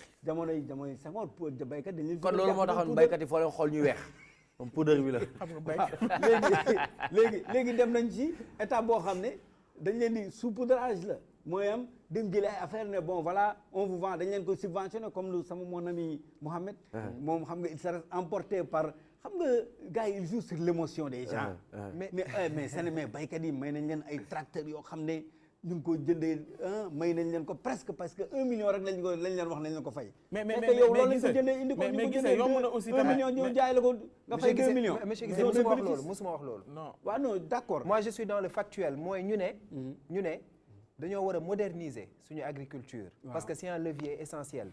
nguur gi def effort bu toll ni dem uti ay tracteurs ñëw. def ci xaalis pour subventionner ko jox ko baykat yi ba pare étaler leen de telle sorte que ñoom ñu koy mën a fay de façon. mais ban année la ñu toll. dama la je te pose une question ban année la ñu toll. nous sommes en 2018 vous le savez autant que moi. ñaata weer a des ñu jëm élection présidentielle. moins de 8 mois. mais moins désormais de 8 mois. ouais. Macky il est là depuis combien de temps. kañ la jël pouvoir bi. 6 ans il est là depuis 6 ans. est-ce que depuis 6 ans bàyyi ba léegi. soo ko indi tracteur yi. non mais attends. non mais écoute. mais léegi nii da nga doon wax attendez s'il vous plaît mais léegi nii da nga wax benn wax bu am solo mooy les priorités. da nga wax ci priorité. ñu bàyyi Pape Ousmane mu def la dernière question dinañ ci dellusiwaat léegi. dama bëgg wax ne jéego yi amoon na. bu jël géew tracteur yi rek nga bëgg wax ne loolu rek fa lañ yem. amoon na yu ko jiitu ak yeneen yoo xam te au moins def nañ ko ci cadre bay pour gën ko moderniser mais man li ma bëgg a laaj mooy depuis sànq ba léegi. yaa ngi dépiécé. li nga xamante ne def nañ ko en matière de politique xëy na ay action politique yaa ngi koy décrier ci fànn bu ne mais ci nga décrier yëpp yaa ngi teg sànq ci wàllu culture yaa ngi fàttali Cheikh Anta Diop bi mu doon waxee ba léegi on est sceptique langue nationale yi waaw langue nationale yi même bu fekkee tegoon nañ fi alphabétisation jëlee nañ ko fii c'est-à-dire concrètement ci nga dépiécé yëpp lan nga fay teg loolu lañ bëgg a xam say maanaam sa programme en 2019 axe yi lan la concrètement ci lan lañ mën a jàpp loo xamante ni lii jàpp nga ni ku ànd ak yow dina changer Sénégal. xam nga tey 2019 man pour man la priorité c'est l'emploi parce que tey boo xoolee jeunesse bi kenn liggéeyul. da nga leen di jox liggéey. waaw xam nga nan leen di joxee liggéey. xam nga tey maa ngi lay wax ni la culture moom mooy base développement. xam nga lu tax loolu gis nga tey ñun notre énergie est liée à notre culture maanaam le soleil naaj bi nga xam ne tey ñun am nañ ko. tey waxuma Sénégal fan nga dul dem te doo fa gis naaj te tey ñu ngi ñëw fekk la sa kër indi la panneau solaire di la jaay panneau yi mais tey courant bi énergie bi c'est-à-dire que la politique énergétique doit reposer sur 3 éléments. noo ñu joxee xëy. mais loolu laa lay wax. moom dafa waaw noonu laa lay jox. moom laa da nga yàkkamti Ousmane. dama ne. waaw ba sama gars yi tey dañuy yàkkamti nag. waaw dañuy yàkkamti tey bàyyi nag tey sama gars yi dañuy baa ngi jeex da ngeen bëgg a feetu ji. damaa bëgg nga wax lu bari. waaw énergie xam nga énergie bi. ressource énergétique bi tey boo xoolee Sénégal dëkk yu bëri lan moo tax emploi di am mooy il faut que ñu am autosuffisance énergétique c'est-à-dire que ñu mën a am courant am ndox am kii pour mën a liggéey. am nañ te ba pare à un coût moins cher mais man. supposons boo demee ba am gratuité de l'énergie mooy tey lampe yi ngay utiliser di mën a hôpitaux yi di mën a faju nga xam ne loolu mooy meilleure façon de rendre gratuite nit ñi pour que emploi yi di générer wu parce que xam nga emploi leen rek moo koy téye mooy tey bëgg naa ubbi télé mais paiement courant bi dafa cher am déet bëgg naa ubbi fast food mais awma frigo fu ma def sama li may lekk ak loolu dama lay jox exemple quoi énergie. kon yow pour yow gratuité énergie day maye xëy bëgg naa am société mais am naa ay ordinateur am lépp mais tey courant bi dafa kii mais l'énergie nga xam ne 3 sources la mooy l'énergie solaire éolienne ak l'énergie solaire ñett yooyu on l'utilise développer suñu réew ñun. mu ngi ci de. waaw panneau solaire yi laa la wax. panneau yii mu ngi ci de. mais nga ne. mu ngi ci de kilifa gi. mu ngi ci de. mais est-ce que panneau yi bi mu ñëwee ba léegi seen courant dafa yokk wala dafa wàññeeku. man li may wax ak mu ngi nii ça fait 2 man je vous dis que. non mais du 10%. nee naa la gis nga. mais loolu la. panneau yii xam nga li may wax si saupoudrage yu Macky Sall et son régime mooy lii. ñëw di woon ni ay panneaux effectivement panneaux yi suñ ko généraliser woon surtout dans les milieux les plus atteints par la pauvreté. nga généraliser woo ko libérer leen nga xam ne ñu am courant am ndox am lépp di mën a xëy. lii de gisuma ko fenn ci capital yi. d'accord très bien on y reviendra tout à l'heure waaw dinañ ci dellusiwaat léegi nii. mooy rejoindre li ngay wax. voilà merci beaucoup dëkk bi nga xam ne bu mel ni France. merci ñoo xam ne ils sont développés. d'accord ñoom dañ koy jël léegi di ko utiliser te amuñu soleil. merci monsieur Abdoulaye Mamadou Guissé mi nga xamante ne mooy président mouvement culturel pour le salut du Sénégal Fulla ak Fayda candidat à l'élection présidentielle 2019 li ñu nekk den waxtaanee jëm ci présidentielle 2019 ñu ne mouvement culturel pour le salut du Sénégal décline son programme la culture comme moteur du développement loolu dinañ ci ñëw léegi nii pour nga jox ñu exactement le programme parce que dinañ ko yittewoo nañu waxtaan tuuti ak notre star du jour Myriam artiste chanteuse nañu partager ak ñun tuuti expérience su Vibe Radio concours bi nga xamante ne ils étaient plus de 300 participants nga nekk ci deuxième finaliste. oui loolu doy na de. di ko sant yàlla rek donc si c'était à refaire je l'aurais refait parce que concours la boo xam ne bien que j'ai fini deuxième finaliste sama mbébét moo doon peut-être gagner le concours naturellement. Maintenant qu'est-ce qui a bloqué qu'est-ce qui n'a pas marché. pour que je dirais que loolu la yàlla tuddoon. parce que on a fait tout boo ko bëggee def noonu Myriam day ndoxe oui ma nañu waxtaan. d'accord musicalement parlant. d'accord lan nga jàpp nekk ne bokkoon na ci liy def blocage liy freiner.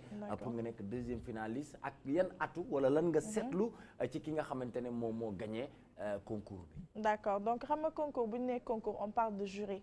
oui d'accord oui. maintenant dafa amoon ay jury. donc et puis jury ku nekk di nga basé wu ci sa expérience professionnelle mais ku nekk di nga basé wu ci sa feeling aussi. parce que tey jii peut-être su ma woyee émotion bi muy def ci yow wala sama confrère bi su woyee keneen li muy def ci moom mën na bañ a nekk lu différent en tout cas ñun on avait super bien travaillé on avait bien répété. Maintenant on est venu yàlla dogal ne keneen moom moo jël ndam li et tout ça et puis j'en profite pour le féliciter parce qu'il l'a vraiment mérité mais ñun aussi on n'a pas démérité et voilà si c'était à refaire dama koy def li ma si jàngee moom mooy expérience ça m'a additionné de l'expérience ci sama parcours musical et puis voilà loolu laa retenir. d'accord arrivé à la maison xam ne yaay deuxième finaliste parmi les 300 participants lan nga ñaax sa bopp. hormis expérience bi ñu ci gagné hormis jury bi ñëw ak seen expérience mais yow lan nga ñaax sa bopp parce que ku ci nekk bu demee ci concours bu lajjee wala mu am nu mu ci toll bu ñibbee dina am lu mu conscientiser boppam ne beneen yoon côté bii nii wala côté bee wala lii wala laa naa ko ajuster bu baax pour que mu gën a mën a am valeur gën a mën a am présence. d'accord ce que je dirais moom mooy déjà il y avait pas d'expérience côté télé à ce moment-là c'était la première fois donc avoir plus de prestance. et voilà essayer de voilà jéem a yéegal sa niveau maanaam parce que artiste doo doylu artiste doo ne man mën naa rek après nga tëdd sa lal da ngay tout le temps di gën a def ay découvertes di gën a am benn ouverture musicale donc si c'était une prochaine fois peut-être loolu laay jéem a évoluer am benn gën a élargir sama monde musical et puis voilà. Très bien, très bien. Vous chantez combien d'heures par jour? Combien d'heures vous travaillez votre voix en général? Je vais presque chaque jour au studio. Maintenant, des fois, je reste chez moi, de répéter sama voix et tout ça. Maintenant, voilà, c'est avec le feeling. En tout cas, c'est une passion. Loo xamante ni mën naa tëdd ba 3 heures du matin sax jóg way. C'est quelque chose qui vient naturellement. Voilà. Maintenant nag ñu ngi la ñu ànd sur scène nga def morceau. D'accord. Ban ngay def fan nga bëgg def léegi nii. Voilà, très bien. Donc c'est important. C'était bien sûr Myriam bokk ci label bu mag bi nga xamante ne ki ko jiite moom mooy Gunman Xuman. Donc mu def morceau bu am solo tuddee ko Aya Bimbam donc en featuring bien sûr avec l'incontournable Xuman. Donc tout de suite on se retrouve après cette page de pub ñu delluwaat sur le plateau bu ko defee ñu yaatal parce que c'est la deuxième manche dans Toi-même tu sais à tout à l'heure.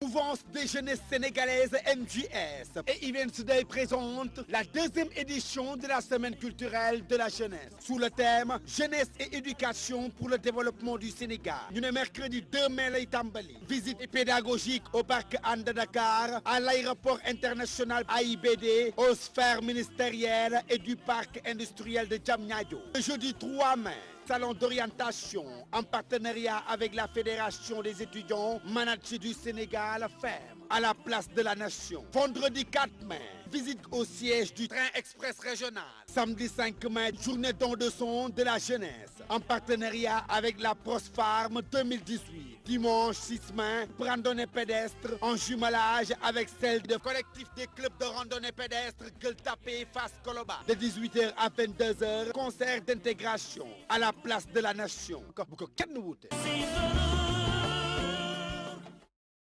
Sous l'égide de M. Abdoulatif Coulibaly, ministre de la Culture, M. Daouda Niang, maire de la ville de Rufisque, la grande compagnie théâtrale Femme mooy amal festival Keparu Maam li ko dalee ñeenti fan ba juróom-benni fan ci weeru mai atum 2018 ci Rufisque. Parrain officiel yi M. Djibi Diallo, sous-préfet de Dakar Plateau ak M. le ministre conseiller M. Youssou Ndour. ñu koy def ci kaw thème bii di le théâtre pour la paix. ca programme ba dina am ay caravane, spectacle de rue, prestations théâtrales, ay symposium, xawaare avec l'ensemble lyrique de Sorano ak soirée conte mu di ay lépp ñu boole ko ak i kasak, atelier de théâtre ak i activité sociale. di ci woo monsieur Alioune Mar, monsieur Abdourahmane Seck Omer, monsieur Mar Thiam, monsieur Seydou Gueye, monsieur Mame Mbaye Niang, monsieur Ismaïla Madior Fall, madame Ngoné Ndoye, monsieur Seydou Diouf, madame Rose Wardini, madame Fatou Ndiaye Agnès, monsieur Samba Sy, honorable député Daouda Diack, maître Moussa Diop, madame Ndong Nessou Kay Faye, monsieur Moundiaye Ciss, monsieur Ndiagne Diop, madame Amanatou Diagne, monsieur Ngagne Pouy, monsieur Mbaye Seck, monsieur Maguette Ndoye, monsieur Ousmane Thiané Sarr, monsieur Mahmadan Thiam, Italie, monsieur Djibril Faye, madame Maymouna Yade, monsieur Seyd Sarr Samb ak monsieur Pierre Mboup.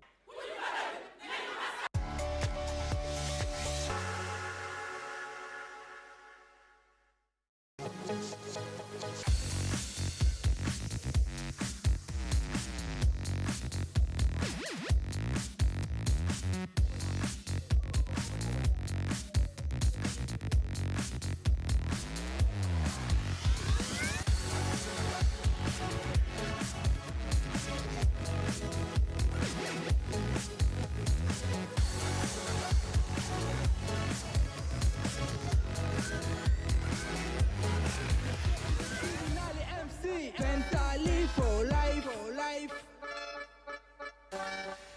Bentali for life. Bentali for life. I'm good, I'm digging your feet on the chica. Bentali for life. Ni dem feeling the utraining ya to some. Bentali for life. Ni def ni don gurial banka daga.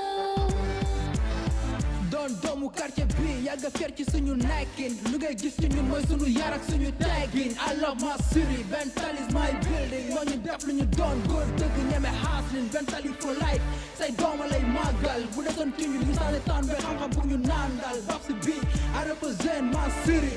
Bentali is my New York City. ñaata nit a toog di chemin ca leen diplôme yi ngande ñaata innocent la ñu tëj tuuma leen ay fay yu ngande ñaata boy droppé bëggoon dund lu tardé ñi ngi ñaan yàlla sotti leen génne leen ci lu ñu ne.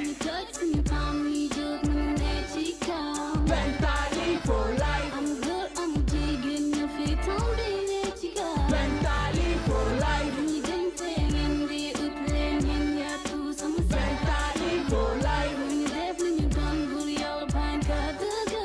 Bentali for life. Fier doon sa fils mooma may tay fit ma ñeme songru dis welcome to my city. moo saf lay gi neexeen benn la ci town bi ay fere gentleman ñoo koy reporter ci town bi booy gëm seen bopp ambition plein yaay fal yu bëgg seen bopp am diine ak respect crack yu qualifié intellectuel yu percé cadre yu ko mérité rek dëkk ci quartier bi HLM Colway Big Town Castor kay fix samay bro DK for life waagu ñaay G2 biscuiterie ñaari tali we love to you bro Sénégal for life when you touch me palm we jóg mu ne ci kaw Bentali for life I'm good I'm digging your feet on the chica Bentali for life ñi dem feeling di utraining ya to some. Bentali for life ñi def lu ñu doon góor yàlla banka daga.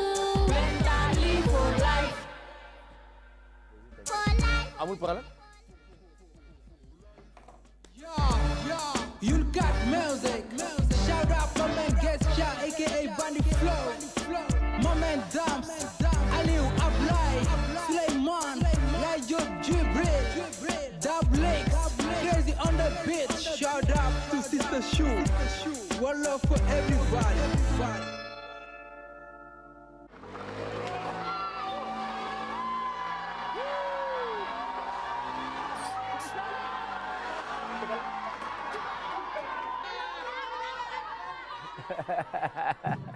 Très bien, donc on se retrouve pour la deuxième manche dans Toi-même tu sais, le rendez-vous incontournable, vos meilleurs moments de votre journée.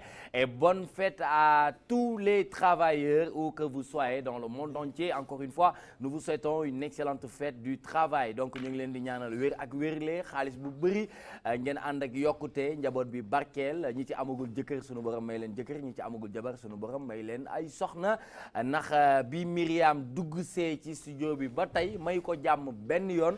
Mu ngi koy topp di ko wax est-ce que chaise bi ni nga toogee ndax baax na est-ce que vous êtes à l'aise jugal tuuti kiiwal nii yooyu yëpp gis nañ ko fi xam ngeen ki may wax kan la parce que c'est le seul célibataire dans Toi-même tu sais donc moom mëninam def na ko comme ni mu ko defee woon Thiès donc ñu ngi yegg si waat ci ñaareelu manche bi wax naa la fii ku ma joxul nga wax doo wax day mel ni booy wax ci ay ngelaw ngay wax donc di leen fàttali ne ñu ngi ci deuxième partie bi nga xamante ne jamono ji ñu ngi dalal Myriam muy artiste chanteuse bokk ci label bu mag bi nga xamante ne suñu mag moom moo ko taxawal donc muy Xuman muy Nati Drej Entertainment nga xamante ne Xuman moo ko taxawal waaye aussi di fàttali ñoo ngi ànd ak Lama moom mi nga xamante ne mu ngi def carrière solo di auteur compositeur guitariste yor baat bu jéggi dayoo macha allah waaye ñu ngi ànd ak ba tey Serigne Saliou Ndiaye président de la mouvance des jeunesses sénégalaises ndax ñu ngi waajal seen deuxième édition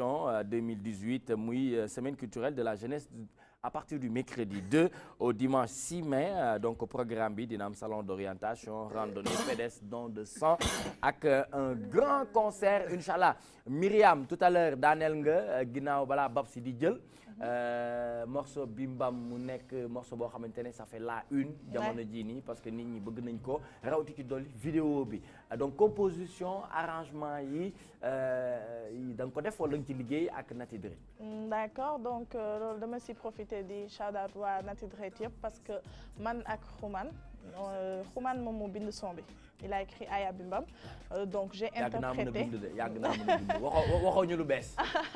donc voilà j'ai interprété les parties donc ñu def ko mu nekk benn collaboration vraiment boo xam ne voilà amoon nañ feeling bi et puis c'était genre un test boo xam ne dañ ko bëggoon woon public bi pour xool nan la public bi di accueillir Myriam et alhamdoulilah on a eu de très bons retours. Très bien mais mu am benn diversité musicale bu ci am parce que dañuy sentir mu am ay percussions ci biir. am na tuuti lu may sentir genre marimba. parce que bu ñu waxee Aya Bimbam xel yi dafay dem ci suñu maam ajaratu xaar mbay ma jaaga nga xamante ne ñoo ngi koy ñaanal gudd fan ak wér foofu mu nekk muy Tëngéej donc source d'inspiration bi fan la jógee par rapport à cette musique bi nga xamante ne dugal nañ ci des instruments traditionnels.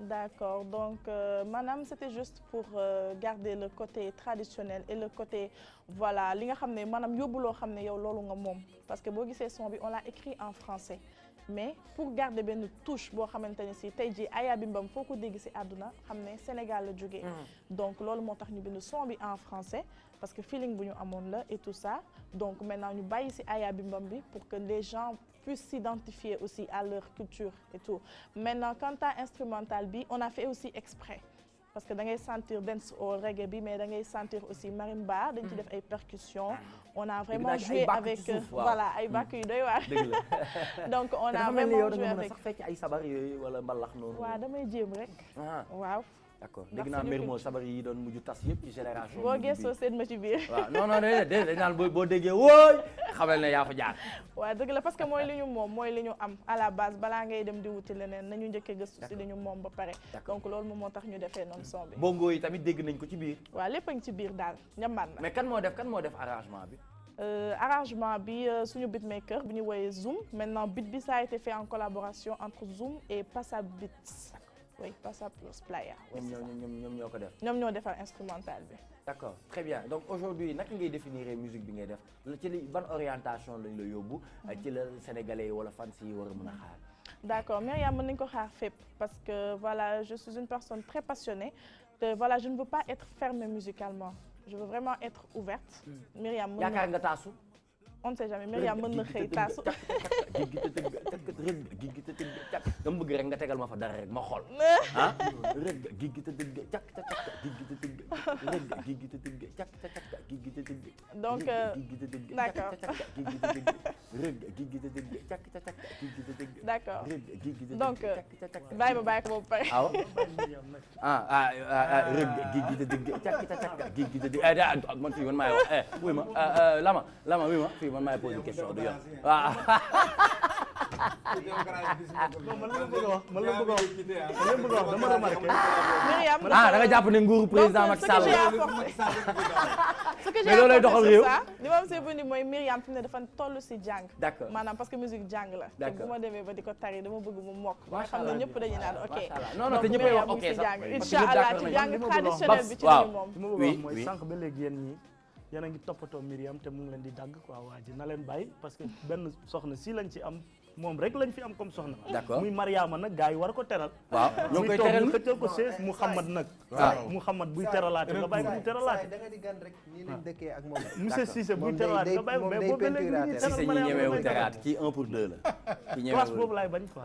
bàyyi ñu teral Mariama kii 1 pour 2 la. soxna si. yow teralu ma la yow. parce que naka mu bu baax a baax. yaa ngi cool mais lan nga daanee léegi s'il vous plaît s'il vous plaît s'il vous plaît lan nga daanee léegi nii. waaw mooy benn tali for life.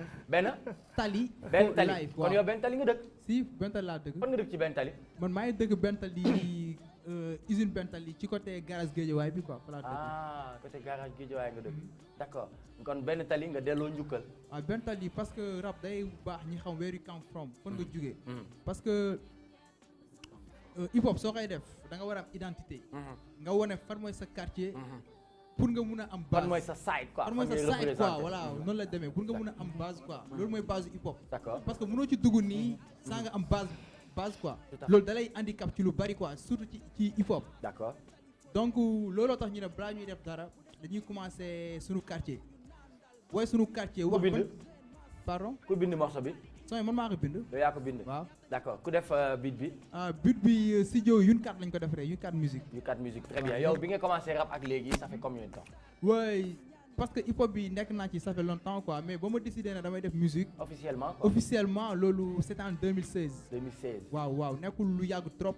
mais yaakaar naa aussi nekk nañ ci nekkin boo xamante ne boo ñu dégloo da ngay foog ne def nañ ci ay années yu bari quoi. d'accord voilà mais loolu ñun ñoo koy décider loolu. ñun ñooy wax ne alaaj dafa mel ni yow yaa ngi rap depuis 94 de. boo ko bëggee jël nag raaxal ko sa bopp. mais xam nga tamit loo xam Samba gën la xam boppam. très bien mixtape wala single lan moo disponible gul fu mu toll nii single nga yor wala EP wala. non instant bii nii am nañ ay single. d'accord mais ñu ngi pare mixtape. mixtape combien de titres. waaw peut-être 15 ans. 15 titres waaw 15 titres. d'accord yan thème lañ ci nar a xaar yoo xamante ne war nga ko mën a développer. am na ay thèmes yu social. waaw.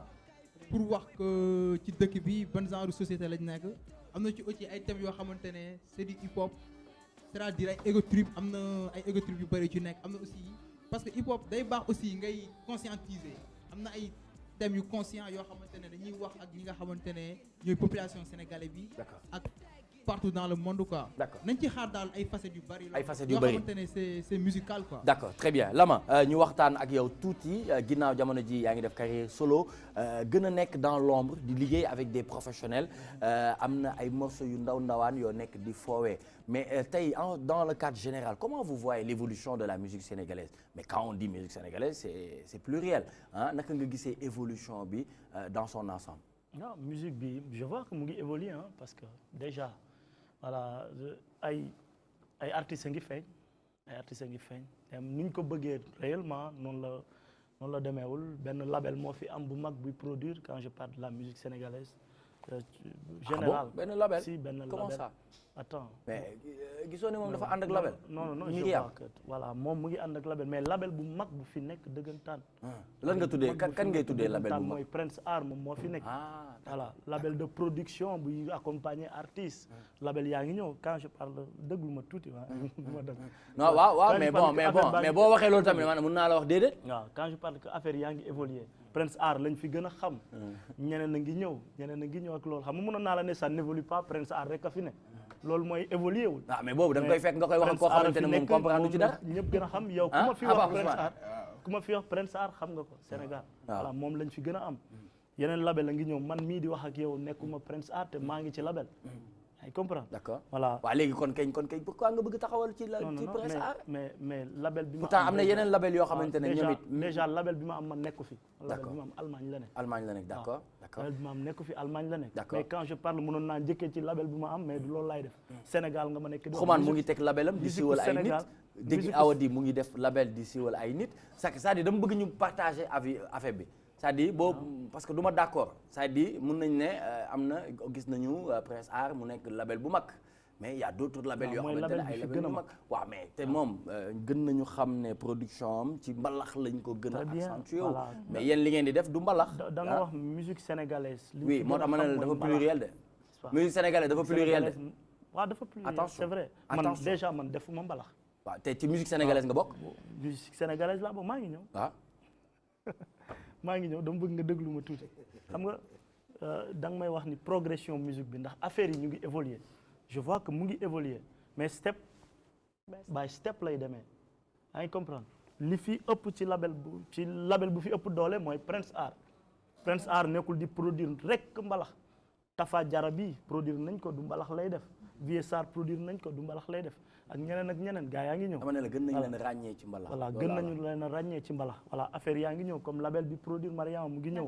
li may rafetlu lool label bi nga cité Awadi yeneen label yaa ngi ci sous l'ombre ñu ngi ñëw waaw li may wax mooy Walian Band et cetera waaw affaire yaa ngi ñëw mais rafetlu ci musique bi évolution bi fi mu gën a évoluer côté instrumentiste nos instrumentistes ñoo gën a liggéey que les chanteurs moom rek lay déplorer. est-ce que du les instrumentistes ñoom ñooy liggéeyloo les chanteurs. waaw ñoom ñooy gën a liggéey que les chanteurs yi nag ñoo fi gën a siiw et on travaille moins chanteurs yi liggéeyuñu lu bari. ñenn ci chanteurs yi. waaw ñenn chanteurs yi xam nga bu may wax ñenn ñi ci chanteurs yi. waaw dama bëgg waxtaan bi am base. tu sais regarde xam nga tey ñëpp xam nañ ne yàlla moo ñu yor du dëgg.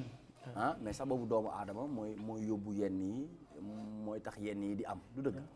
parce que fu mu toll nii ma wax ak yow mu yegg sax ci yàlla la neex.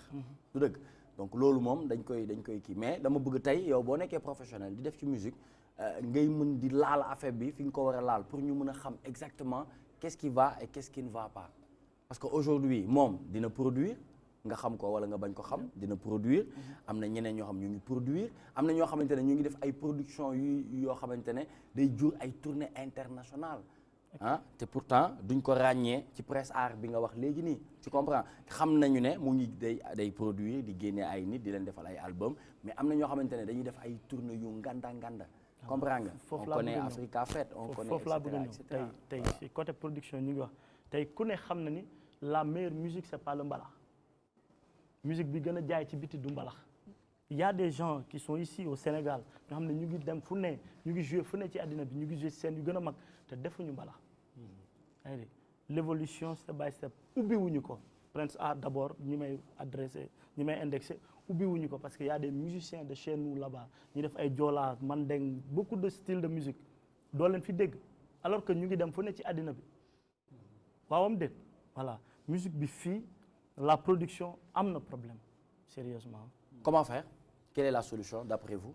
waaw la production ni ñu koy yaatalee mooy déjà tijji ay concours de musique concours de chant yi am genre comme bi fi amoon superstar genre yooyu superstar amoon na fi ay jamono sélection yi am ñu jël ci région bu nekk genre yooyu la ñu war a def pour détecter talent yu bees yi waaw mais fii talent bu bees boo moytul boo amul benn nijaay bu leen xam wala genre yooyu kenn du la xam c'est compliqué foog gars yi di tijji di def choix yi par rapport à qualité musicale yi qualité woy yi qualité son yi gars yi def ko mais yaa ma neex yaa d'accord donc je pense très bien que ne tey yow boo falee Abdoulaye Mamadou Guissé mu dem Palais je pense que politique culturelle boobu ñuy wax dina gën a mën a am doole gën a am jëmm comme ni ñu koy waxee ah effectivement vous êtes d'accord? Tu sais man mon rêve c'est de libérer la culture. D'accord. Parce que man je vois li mu wax dama ci ànd fii benn label bu mag a fi am mooy Prince Art qu'on le veuille ou non xam nga lu tax parce que tey pour être Mariama mii tey su amoon télé am rajo am journal am site internet mais suba pour yow nga gis ko problème parce que xam nga le consommateur bi lan la. da nga koy jox man je suis dans la culture. da ngeen fee bëgg ubbi débat boo xam naa kii li muy wax. ñii dañ ba ah non. non boo dégloo Mariam gis nga tey ñu waroon xam tey bu baax a baax ci dëkk non li mu tëdd waaw ñoo ngi koy xam man loolu laa bëggul nag loolu laa du d'accord mais li nga def yow. oui effort bi nga def tey. oui sans parti pris. bien que vrai que tu n'es pas démocrate dans la présentation mais li ngay def. maa ngi koy doog a dégg il n'est pas démocrate à la fin. suba laay am 2 ans ah ci TMTC ah. dégg nga non yow tu es un kii dama lay tooñ. d'accord mais dama la bëgg a wax kii li mu wax dama ko rejoindre parce que gis nga boo seetloo fii woykat yi ñuy gën a siiw Sénégal jamono yi ñuy toll dañoo am télé am rajo am journal am site internet man kay maa la ko wax fii. d'accord très bien dinañ ci dellu si bu ko waat fi léegi amul doo dem. en attendant nañu ànd ak Serigne Saliou Ndiaye mi nga xamante ne mooy président de la mouvance des jeunesses Serigne Saliou naka yite yi.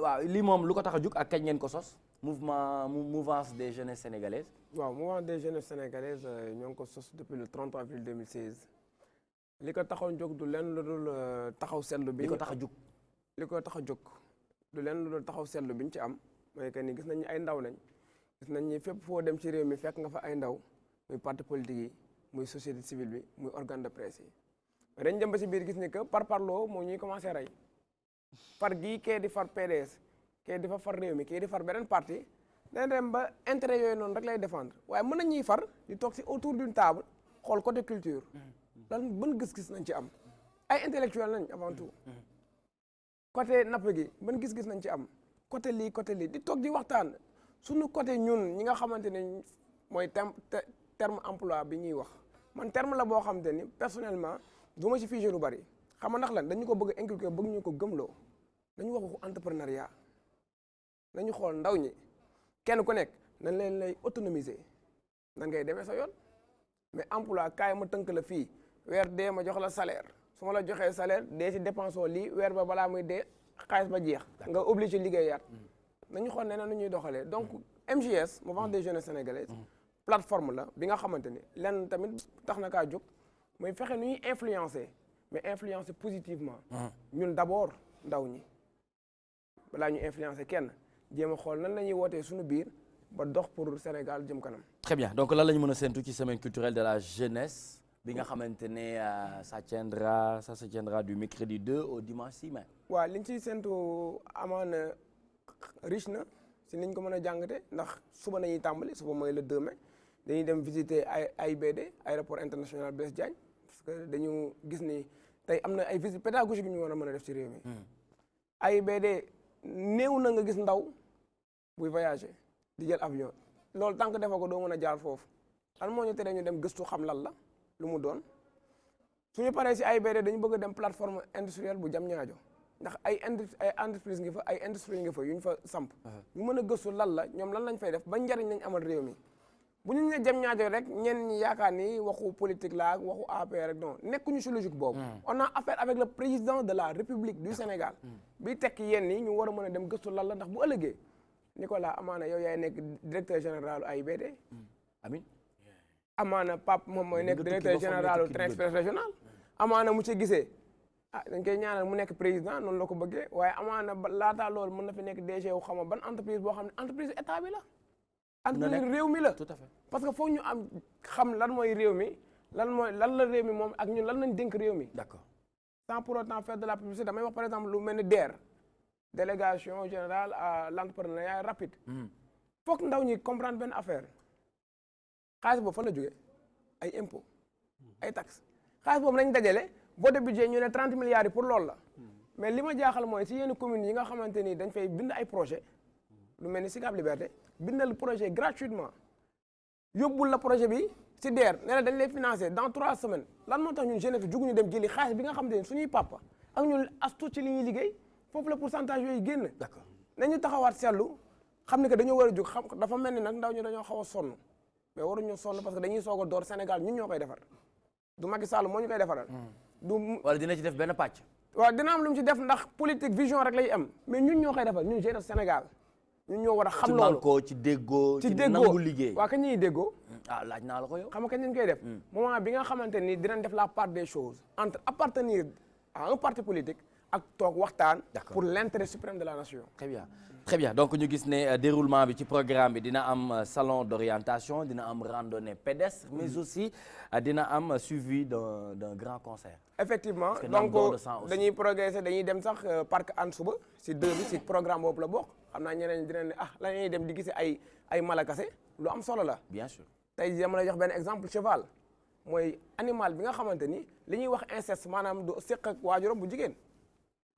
vertu la ci moom su demee ba xam ni def na ko day mat awraam ngeen jégal ma ci terme bi. Ah bon. vertu la ci moom. jàngal nga ma lu bees. leneen lan lañ mën a jàngat ci ñoom bari na. ndax ay ndaw nañ dañuy toll fi ñuy naan l'économie du savoir dañoo war a gëstu. D'accord war a xam.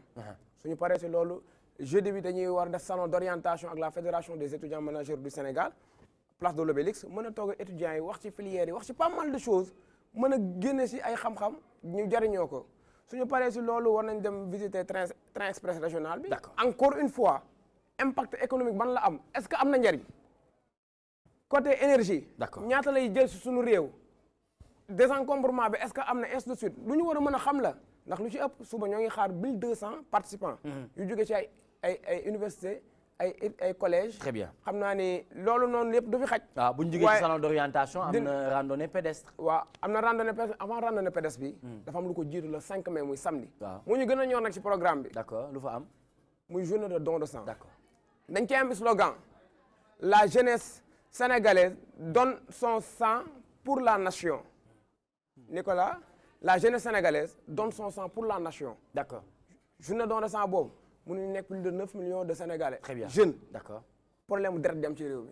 d'accord mënut a ne. waaw wala boog si ñun la. très bien léegi ñu pour jeexale terminer waaw muy concert bi concert d'intégration bi. avant loolu dañuy organiser si matin dimanche bi benn randonnée pédestre. ak le collectif des clubs de randonnée pédestre Gueule Tapée Fass Colobane si suba gi ngoon gi ñu def concert d'intégration en live ak l'artiste principal muy Carlou D. très bien ak yeneen artistes yu ñu invité yu mel ni Bidé bu bees yu mel ni Diaw Diop ak yeneen artistes mën a ñëw ak surtout les talents cachés. waaw yi nekk ci école yi. d'accord yi nekk ci université yi ak ñi nga xam ne ñoom laa bokk plateau bi ñoo ngi leen di invité ci jour ay découverte lay doon très bien ngeen ñëw ñu mën a defal gratuitement ñu mën a def ay ngeen mën a prester incha allah. jaajëf ñu ngi lay rafetlu seen initiative bi ñu ko àndoon ak Serigne Saliou Ndiaye muy président de la mouvance des jeunesses sénégalaises 5 secondes. 5 secondes thème bi mooy jeunesse et éducation. d'accord pour le développement du Sénégal. très bien en 10 secondes perspective lan lañ mën a xaar.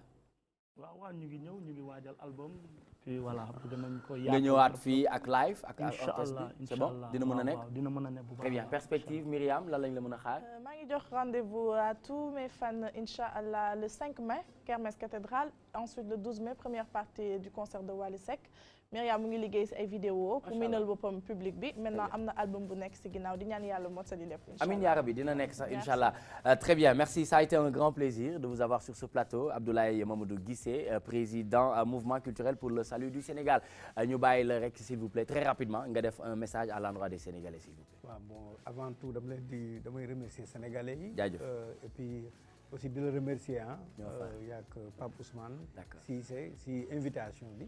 di wax ne man dama la apprécier bu baax parce que tu me donnes mon petit frère Jules Junior dans le sang dans la dynamique ak questionnement yi parce que c'est comme ça. jërëjëf il faut nit ki il faut sur le plateau il faut attaquer. merci l'invité mais l'invité du luñ ko bayal. d'accord que loolu du communication. jërëjëf donc je t'apprécie beaucoup. merci ñu jox rendez-vous Sénégalais yi je serai à Diamaguène si Serigne Sidi Alxuraan le 12 mai fii nag la choisir seen plateau pour wax ko. jërëjëf. jërëjëf Mbacke. merci beaucoup jërëjëf ñu ngi leen di jaajëfal bu baax a baax di leen bàyyi ngeen ànd ak Modou Mbacke ñaan ci xibaaru mbarax bi programme bi di continuer di wéy demain va se fêter li nga xamante ne mooy les 2 ans de toi-même tu sais bonsoir à demain.